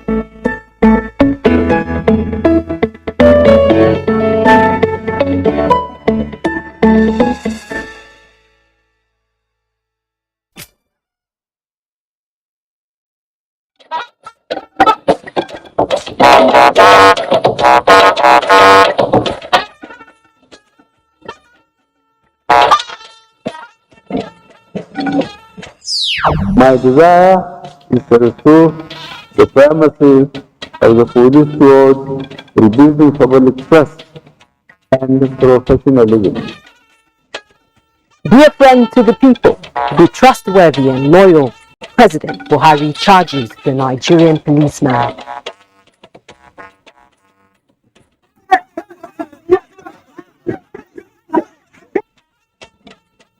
and youths dislodge more terrorists in Niger State. The number of functionaries to be recruited in each category will depend on the number of available vacancies in each of the states. National Population Commission to recruit 1.5 million Nigerians for 2023 population and housing census. Hello and a warm welcome to the Network News on NTA. I'm Najat Atutijani, and tonight Michael Olaleye joins us from the city of Lagos. Get active now by following this newscast live on our website, nta.ng/live, NTA News Now on Twitter, and all our other social media platforms displayed on the screen. Let's begin with security matters in the run-up to the 2023 general elections, where President Muhammadu Buhari has made a strong case for the Nigeria police force to remain apolitical, firm and loyal to the nation's democratic values, as it is the only way the police can truly be defined as true friends of the citizens, dependable and trustworthy partners in the drive to advance democracy.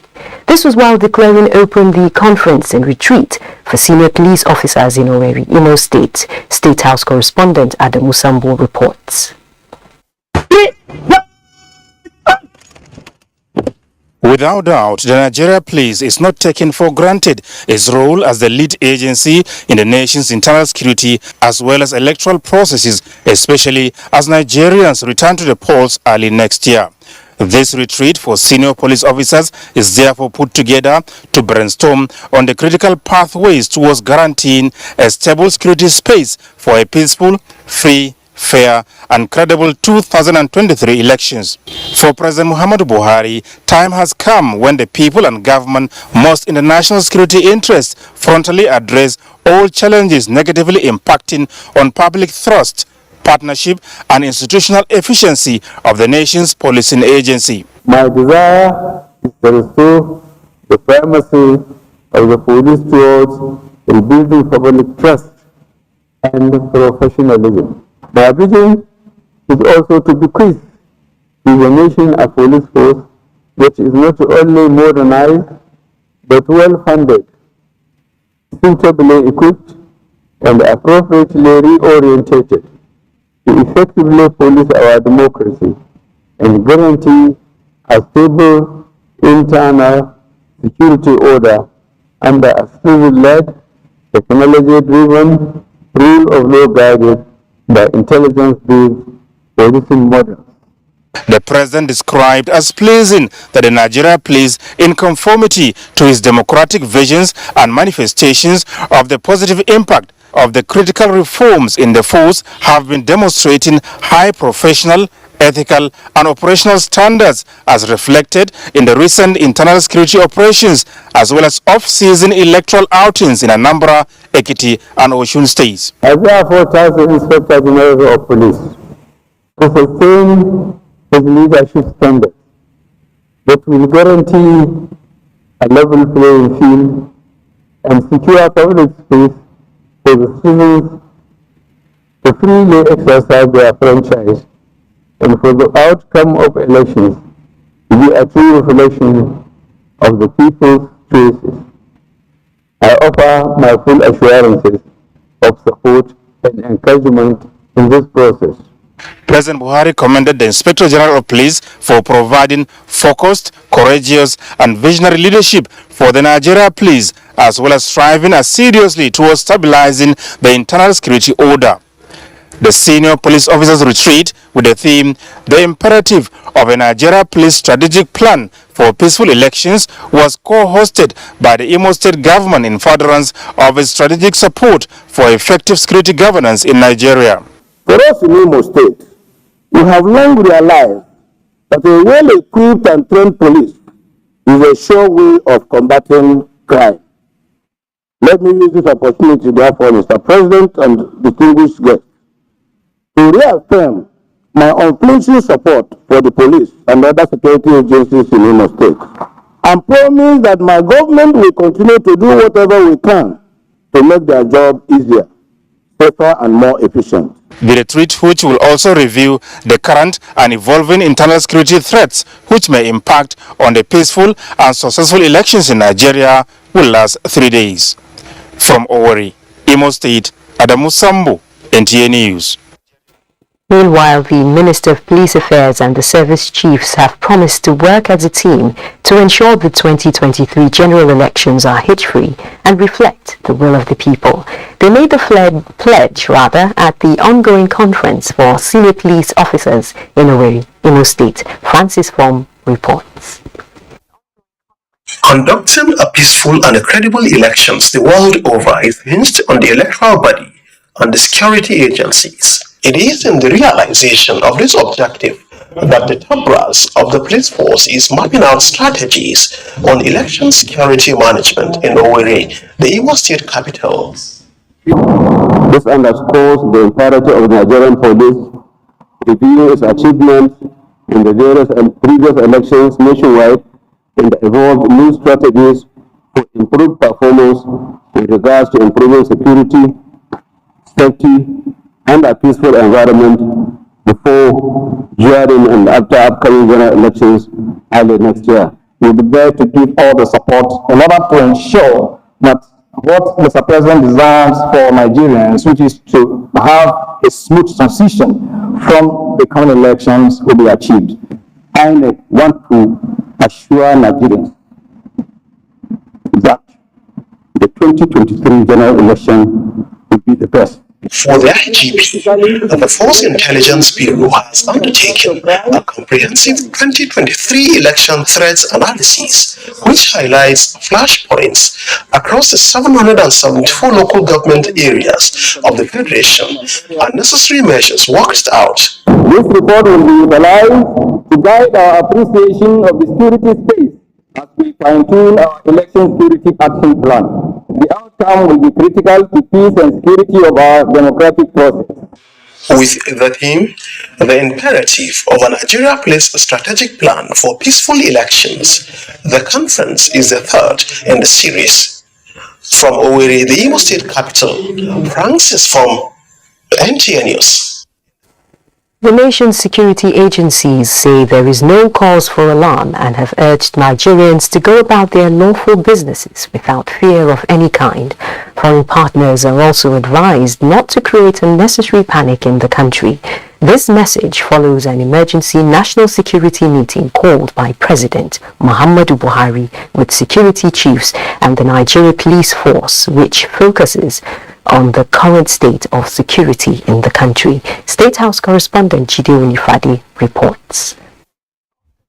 There was a sudden feeling of insecurity among Nigerians in the last 1 week, especially among those residing in and around Abuja, due to the security advisory released by the American mission to its nationals residing in Abuja. The mission and other foreign partners have described the action as a constitutional requirement and not aimed to raise unnecessary alarm. But the president, not leaving anything to chances, summoned this emergency national security meeting. Chief of Defense Staff General Lekki gives an insight into what transpired at the meeting. There's no cause for alarm, and Nigerians should go about their normal duties as the armed forces and all the security agencies are well poised to protect them accordingly. The Ministry of Foreign Affairs as well as the Nigerian Intelligence Agency have been working very closely and to fully get on top of the situation. It's also important not to create panic within the country, as I mentioned earlier. That is the messaging, and so for us to work together, not to defeat the purpose of what we're trying to achieve, which is full security in our country, and for all of us to work towards that with our partners and with ourselves, and not to work at cross purposes. And of course, creating panic in our country will have all kinds of multiplier effects. We will continue to engage our partners in the most constructive way we are indeed actually expanding, because this is a demand of the situation of the current times, to engage, to expand partnership, foreign partnership, and to work with countries, friends, associates, and to deal with situations, challenges that actually are not common to Nigeria. First and foremost, assure all the citizens of this country that any exaggerated sense of insecurity, any hype about a disintegration of our security forces, intelligence agencies, is unfounded. I want to assure Nigerians that so far the situation has been under control. The intelligence and security agencies have made a lot of arrests. That done with the foreign dimension, Nigerians are equally expected to take security of the nation as a duty and to report any strange actions that may lead to dire consequences to relevant authorities. In the State House, Jide Onifade, NTA News. Following the failed mission of terrorists on 221 Battalion Cantonment, Wawa, New Busa, Niger State, the combined efforts of the Joint Task Force and youths in the area have led to the arrest and dislodgement of some men with gunshot wounds who were trapped in the woods and came out to look for food. Correspondent Kabir Abdullahi in New Busa reports that the terrorists who were arrested at different locations, including Gada Village Oil Bush, have been handed over to the military. Meanwhile, at the time of filing this report, the Nigerian military is yet to make an official statement. President Muhammadu Buhari Monday has expressed heartfelt condolences to the government and people of India following reports that at least 141 people have died after a British-era bridge in Gujarat's Morbi district collapsed on Sunday evening. Apart from those who died, 177 of the 500 have been saved, and teams are searching for several others who are still missing. On behalf of the government and people of Nigeria, I wish to express my profound sorrow and sincere sympathy to the Prime Minister, families, and the people of India following this tragic incident, says President Muhammadu Buhari. Meanwhile, President Muhammadu Buhari has left Nigeria for London, the British capital, ahead of his routine medical checkup. The president was seen off at Sam Mbakwe International Airport, Owerri, by the governor of Imo State, Senator Hope Uzodinma, shortly after declaring open a 3-day retreat for senior police officers. Also at the airport to bid him farewell were the Chief of Defense Staff, General Lekki Irabo, the Chief of Army Staff, Lieutenant General Farouk Yahya, and other top military and police officers. Throwing more light on the president's medical trip, Senior Special Assistant to the President on Media and Publicity, Garba Shehu, explains that the visit is normal and therefore nothing to worry about. He, indicated it's a routine checkup. The president does this every 6 months. And the last time he was there, it was about 6 or 7 months. So it is time for him to go and do it again. There's nothing to say he is unwell. As you and all Nigerians will have seen in the last couple of days, he's been up and about, carrying out the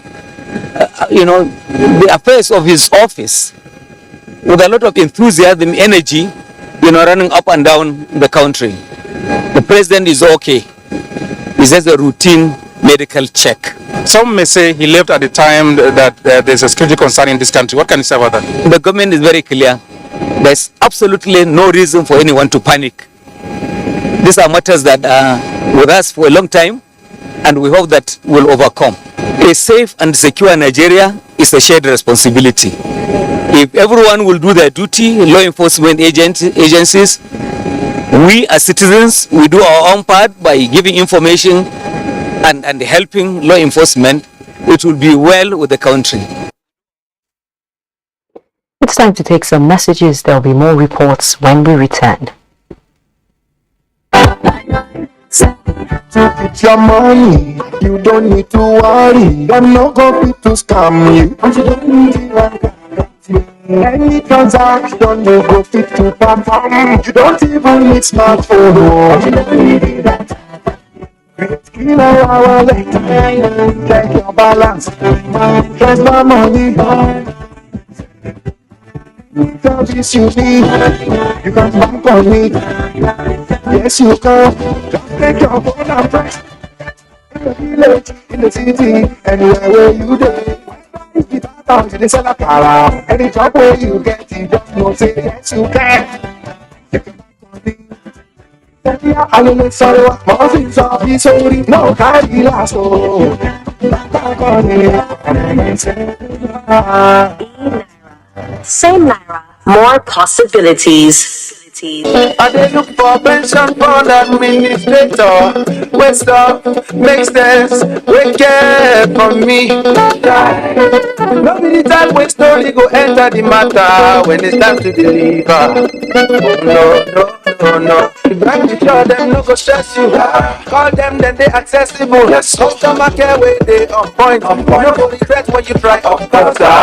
Promisable investment. Everything just a blend. You just premium pension today. Make that switch to premium pension. Premium pension. Make that switch to premium pension.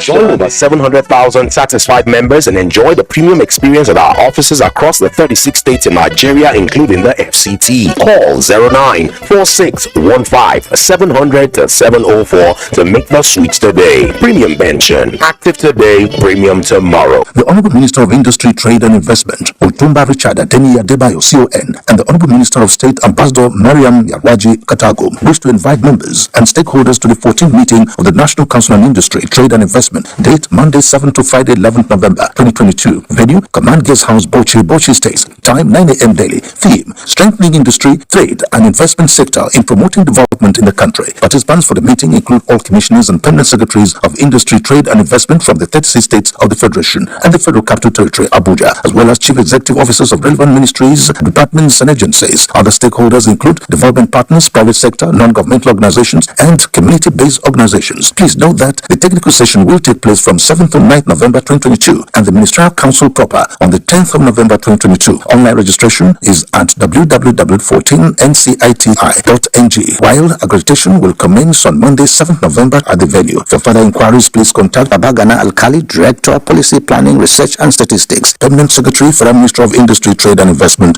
Announcer.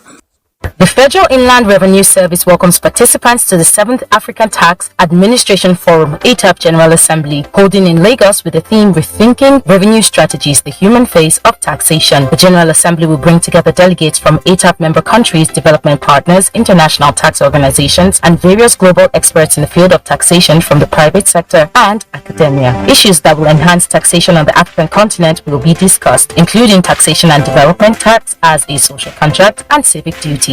Tax and technology, tax and climate change, tax in the digital economy, human capital in tax administration. Venue is the Marriott Hotel, Lagos. Date 31st of October to the 4th of November 2022. Time 9 a.m. to 4 p.m. daily. Attendance is strictly by invitation. For more information, please visit the ATAP website on www.ataptax.org.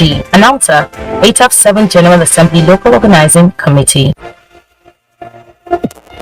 The Office of the Accountant General of the Federation, in collaboration with the Bureau of Public Service Reform, has scheduled verification exercise for officers from ministries, departments, agencies, and parastatals who were disengaged from service in 2006-2007. Officers and next of kin who have not been paid are advised to appear in any of the following centers nearest to them.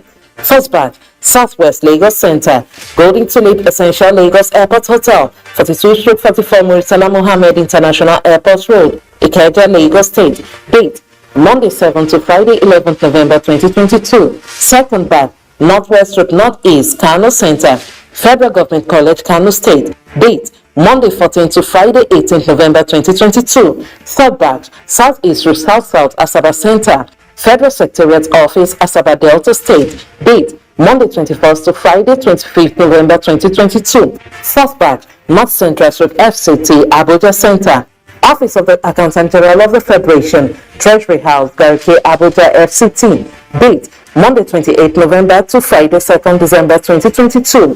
The representatives of the MDAs or parastatals affected should be present at the verification center to identify and authenticate the affected staff and their documents. For further inquiry, contact 080-364 25807 and 080-367-84186. Announcer, Management.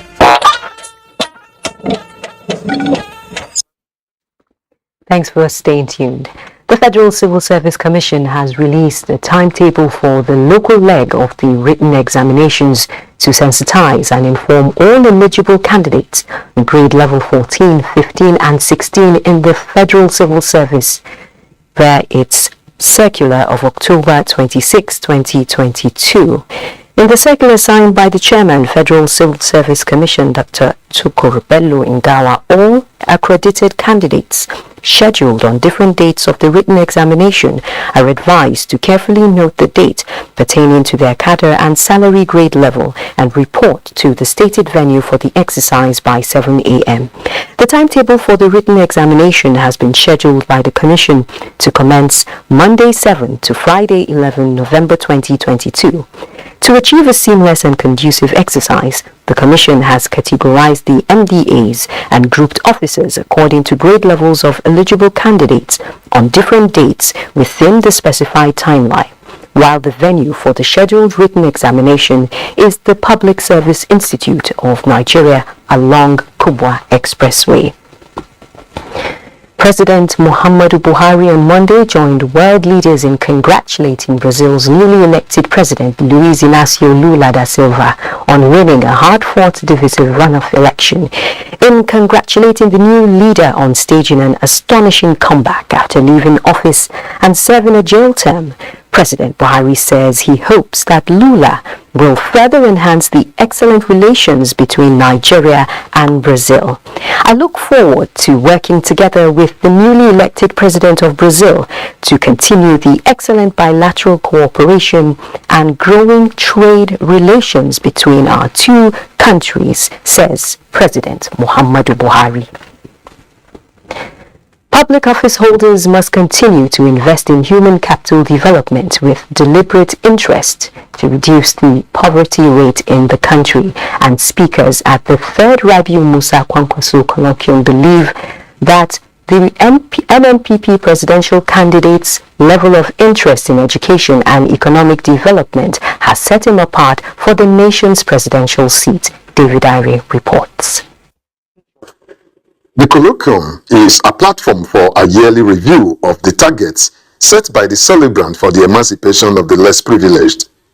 Scholars drawn from various tertiary institutions within and outside the country have reviewed his achievements in all sectors of the economy and come to the conclusion that giving him the presidential capacity is the best option for Nigeria. The development of this particular ideology of Concosia, as well as extending it to replicate a philosophical movement into this particular country and continent of Africa, is an addition that has taken him beyond the boundaries of the antiquated political thinkers. You've seen the human aspect of a man God has called to rescue people and to put laughter on the lives, on the faces of families, poor families. And look at today, there is somebody to be reckoned with.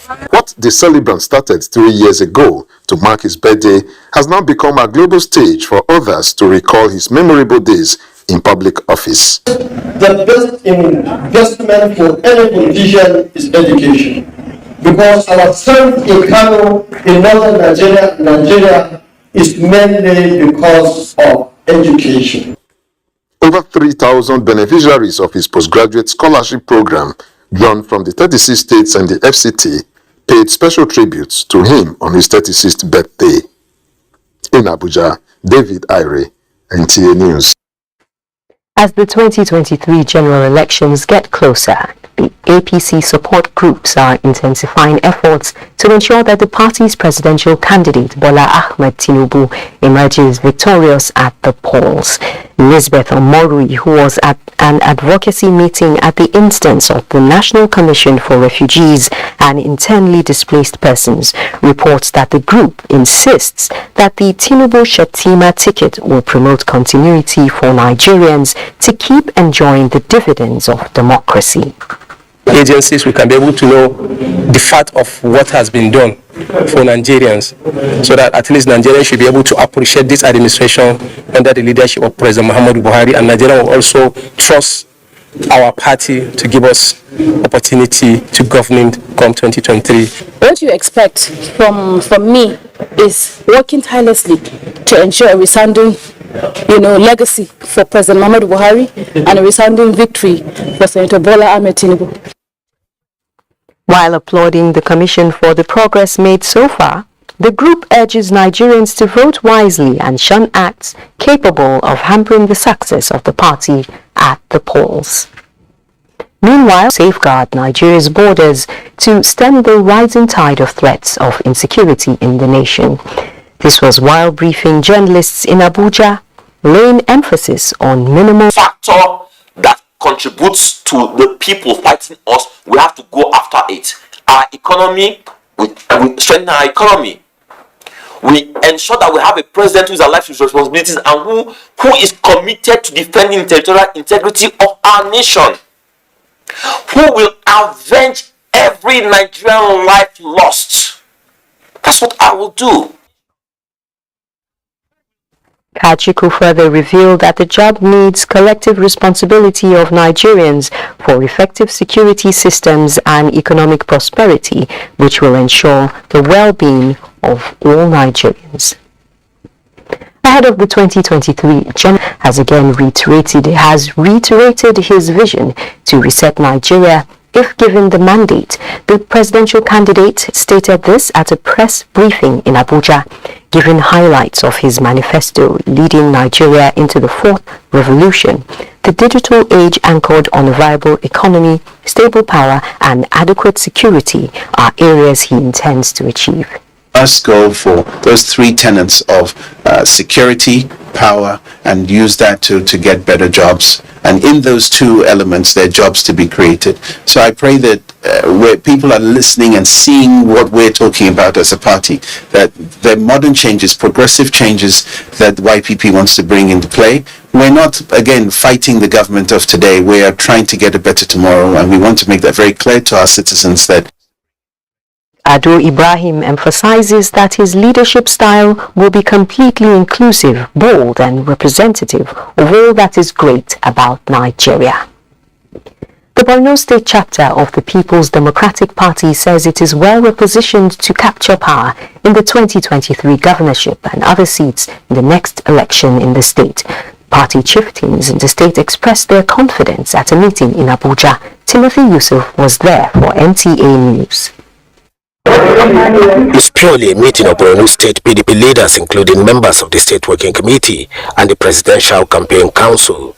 Top on the agenda is on how to create a favorable environment in the state for electioneering activities and confronting alleged intimidation of its members. We are calling on both Independent National Electoral Commission (INEC) and all law enforcement agencies to take note, and we expect them to take good steps. The PDP governorship candidate in the state advocated for equal opportunity for all political parties to carry out their activities ahead of the 2023 election. The meeting promised members' commitment to play according to the rules before, during and after election. Timothy Yusuf, NTA News. More than 1.5 million Nigerians are to be engaged as ad hoc personnel to conduct the National Population and Housing Census billed for April 2023. Opening the portal in Abuja, the NPC chairman Nasir Isa reaffirms the Commission's commitment to ensure fairness and transparency in all census programs towards achieving a credible census outcome. Olushe Adiabo reports. conducting an head count for the over 200 million Nigerian population. We demand adequate and competitive recruitment of quality and able-bodied professionals. Formally launched the 2023 Population Housing Census recruitment portal.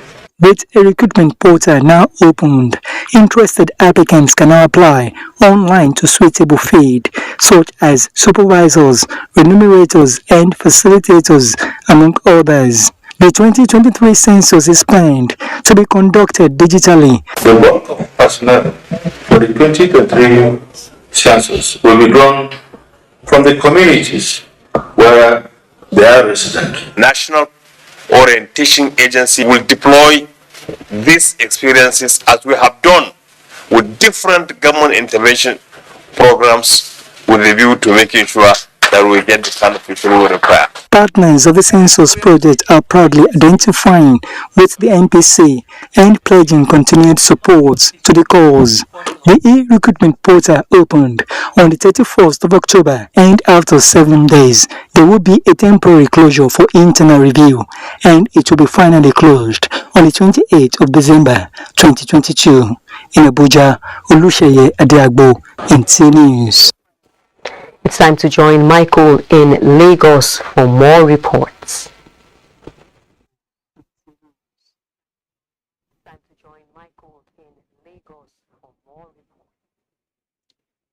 Thank you, Najatu.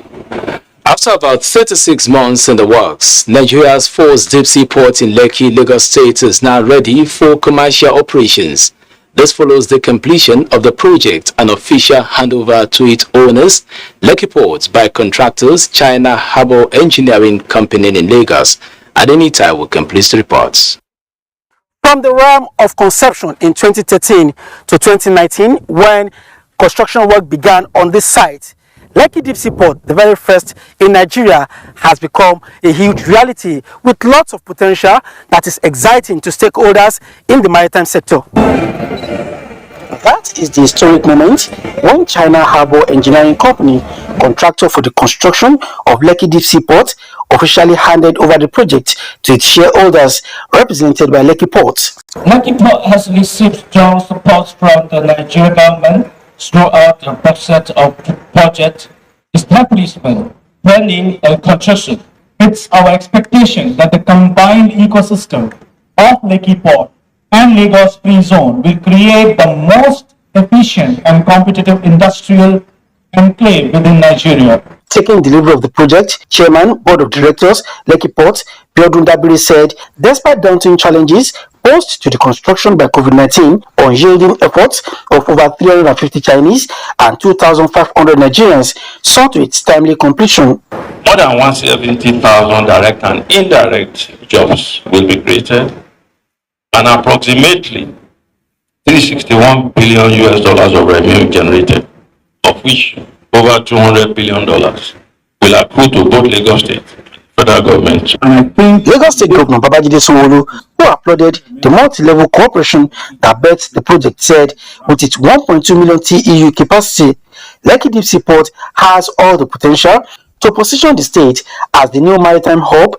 in West Africa and will therefore enjoy needed infrastructural support. It's important for me to give you that further reassurance again that will ensure that we stop at nothing and push this road, to completion as fast as possible. In the last 36 months, the project, a fully automated port with capacity for big vessels, has been one key area of infrastructural cooperation between Nigeria and People's Republic of China. Full commercial operations at the port is expected to commence after its official inauguration by President Muhammadu Buhari in Lagos. Adeni Itaiwo, NTA News.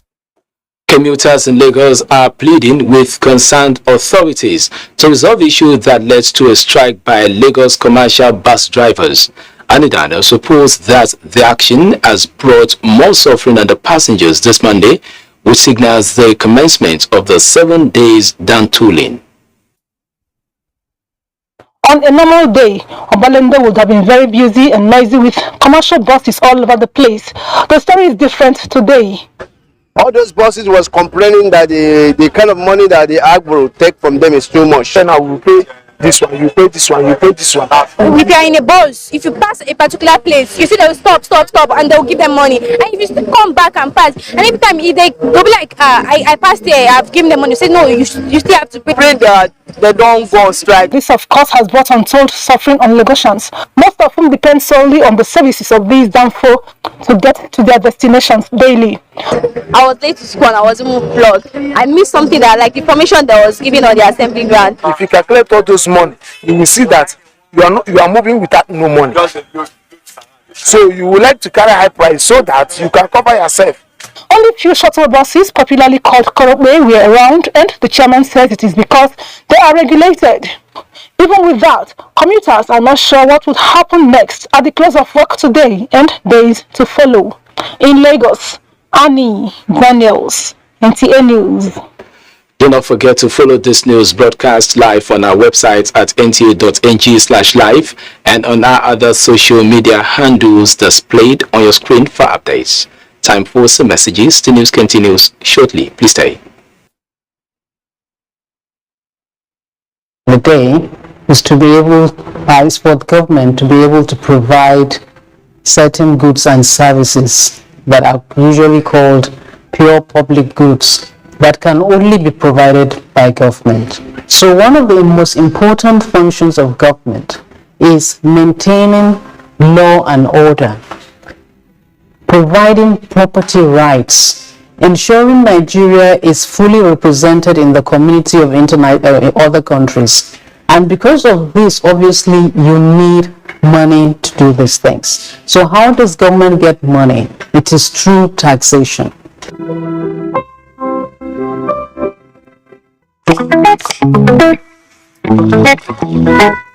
Aisha, I noticed that anytime you're cooking, you always use the same Mr. Chef seasoning for all your dishes. Abba, Mian Tushin, Eforibo, Nkwobi, the same seasoning. My friend, is this something you're not telling me? Banke. Okay, I'll tell you a secret that I just discovered and will change your cooking forever. Say hello to Mr. Chef. With the new Mr. Chef all-purpose seasoning, whatever the meal, Mr. Chef has got you covered. Mr. Chef all-purpose seasoning make every meal taste like magic. What's your beautiful? My essence and my energy. My natural glow and my confidence. My freshness and fierceness. My beautiful is being me. Review your beautiful this beauty month with amazing discounts of up to 33% off select Nivea products in participating stores near you. Nivea, you be beautiful. When times are tough, we know that as a mother, one thing you should never compromise on is your family's oral health, because they deserve the best. Oral-B, all-round protection. Great value. It protects your mouth from harmful bacteria and also protects you against tooth holes and gum problems which can lead to tooth loss. It strengthens your family's teeth and gives them all-round protection. So remember, protect their future. Oral-B for healthier, stronger teeth in just 1 week. They say nothing good comes easy, but with determination and sheer focus, Boa Foods finds new ways to put food on many plates. We produce competitively priced sugar, flour and pasta that are highly sought after by our corporate and trade partners. At Boa Foods, we remain committed to lead with purpose and make a difference by embracing the responsibility to meet Africa's growing food demand. We dare to lead, so can you. Boa Foods, nourishing lives. The Zenith Better Life promo is back, and it's bigger and better. You could be one of 20 lucky customers to win 150,000 naira every 2 weeks from now till January 31st, 2023. To qualify, simply open a Zenith Bank account and maintain a minimum balance of 5,000 naira. For more information, visit www.zenithbank.com/betterlife. Zenith Bank, in your best interest. You don't like to eat better, More nutritious meals, more veggies, but we want it tasty and easy too. No cubes. That's the secret. Made with real ingredients like chicken, parsley, and garlic, and enriched with iron, so your meals are better for you and more delicious too. That's the cocoa. Let's give it some accolades. Change your world by changing what's on your plate. What's your beautiful? My essence and my energy. My natural glow and my confidence. My freshness and fierceness. My beautiful is being me. Review your beautiful this beauty month with amazing discounts of up to 33% off select Nivea products in participating stores near you. Nivea, be you, be beautiful. It's nice to know you're still watching the network news on NTA. Experts at the Dakar International Conference on Peace and Security have suggested the deployment of workable solutions towards addressing the flagrant abuse of social media platforms on the continent. Some of the areas identified as threats to such unwholesome practices are economy, politics, and security, which require drastic action to turn the tide. It spread widely. It is not supported by any evidence, but it can distort perceptions. And when you have distorted perceptions, the risk of conflict cannot be discarded. So that is why I feel fake news needs to be addressed properly. And it is a major risk for African security, and we need to look into it. Is also developing homegrown solutions with collaboration of state and non-state actors to tackle ownership problems. The Acting Corps Marshal, Federal Road Safety Corps, Dauda Alibiu, has advised motorists to always drive safely to avoid preventable accidents along the Lagos-Ibadan Expressway during the Ember months. This was during the flag-off of the Ember 2022 Ember Month campaign with the theme Avoid Speeding, Overloading and Unsafe Tires to Arrive Alive. Lekki and Bonde in Abeokuta reports. Worried by cases of avoidable road accidents along Lagos-Ibadan Expressway, especially during the Ember months, the Acting Corps Marshal, Federal Road Safety Corps, at the flag-off of the 2022 Ember Months campaign at Itaoshi Motor Park, Abeokuta, says negligence and failure by motorists to avoid overspeeding and obey traffic rules and regulations are some of the causes of road accidents on the highway. The Corps will combine the engagement of the motoring public through purposeful and impactful public education programs, strengthen surveillance activities to regulate unprofessional excesses, sustain effective patrol operation as well as adequate monitoring on the highways. Ogun State Governor Dapo Abiodun, represented by his deputy Noimo Salako Oyedele, strides the need for a joint traffic management between the Federal Road Safety Corps (FRSC) and the state-owned traffic agency. Our commitment to the FRSC and our support for his activities informed the inauguration of the Ogun State Road Safety Advisory Council (SASA).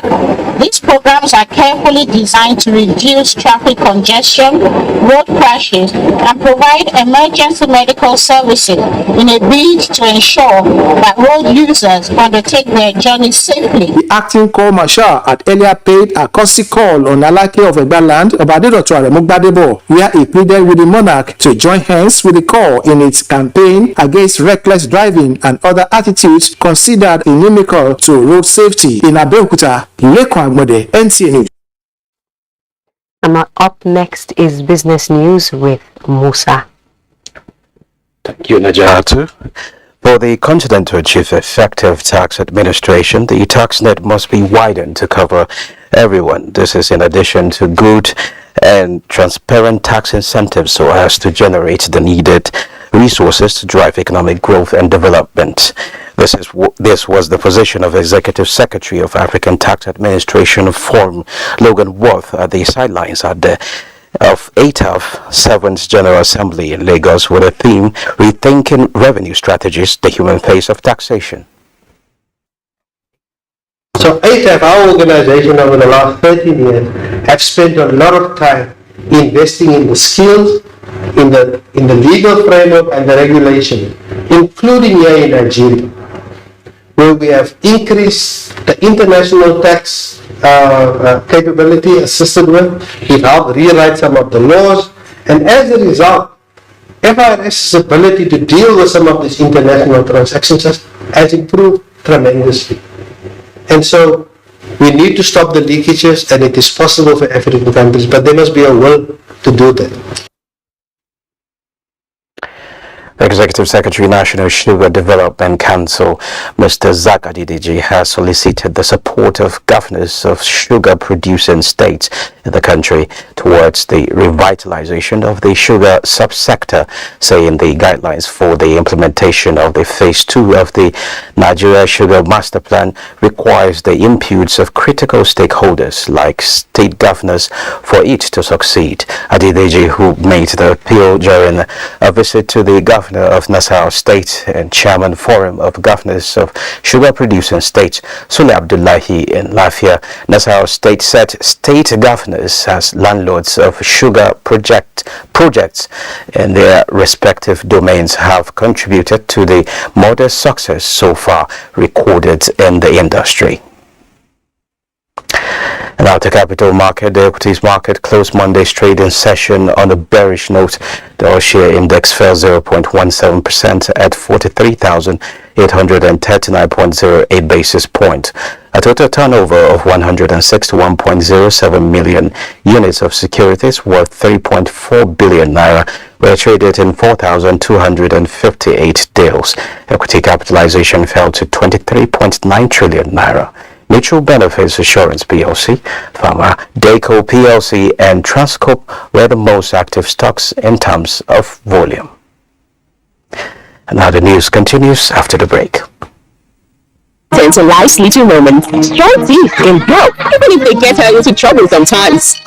A great smile is useful to break the ice, and making friends is easier when you know you have fresh breath. I give my family confidence with Pepsodent Triple Protection 123. Its antibacterial action formula gives them cavity protection, white teeth, and fresh breath. The confidence of 3 toothpaste in 1. Pepsodent Triple Protection 123.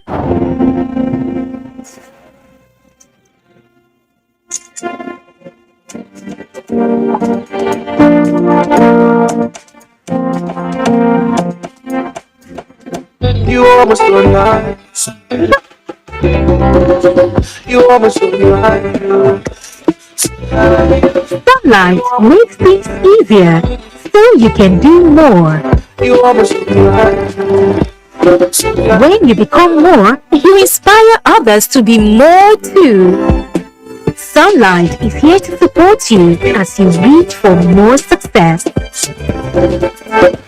Sunlight, more than you expect. What's your beautiful? My essence and my energy. My natural glow and my confidence. My freshness and fierceness. My beautiful is being me. Preview your beautiful this beauty month with amazing discounts of up to 33% off select Nivea products in participating stores near you. Nivea, be you, be beautiful. The Nigerian Television Authority NTA, in collaboration with Havel Corporate Concept, presents Beyond the Debate, a series for all the 18 presidential candidates in the 2023 general elections to present their manifestos and visions to the Nigerian public as a social contract.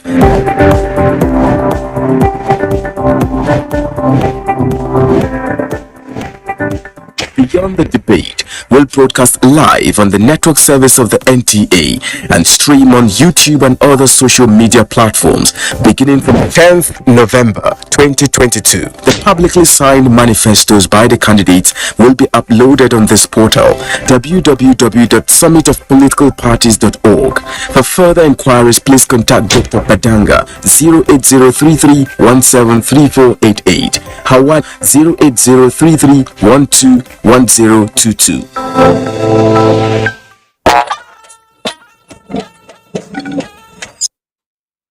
African trade union leaders want labor laws to be fully considered in negotiation and implementation of the African Continental Free Trade Area Agreement to protect domestic production and the rights of workers. The union leaders took this position at the Africa Sub-Regional Workshop on Trade Unions and the African Continental Free Trade Agreement held in Abuja. Joseph Watson reports. The African Continental Free Trade Area Agreement targets creating free flow of goods and services across 55 countries of the African Union, though projected to expand Africa's economy to $29 trillion United States dollars by 2050. African trade union leaders are calling for caution as over-liberalization may prompt disregard to labor laws, give greater advantage to larger companies to demarcate smaller businesses. To avoid the mistakes and landmines we found in other free trade agreements, where the powerful and developed economies seek to use free trade agreements to perpetuate unequal economic relations. And also, most importantly, place the decent work agenda at the center of this engagement. We need to strive to increase our intra-regional trade beyond the standard of 14 to 15% by creating resilient value chains.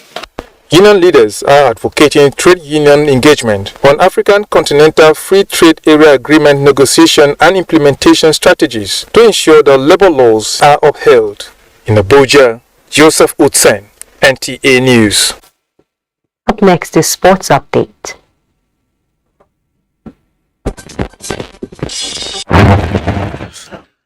Lelona Dawati scored twice as defending champions Mamelodi Sundowns of South Africa beat Bayelsa Queens of Nigeria 2-1 in Group B opener at the second CAF Women's Champions League in Marrakech, Morocco, Monday evening. But now it's a wetty in again. So with a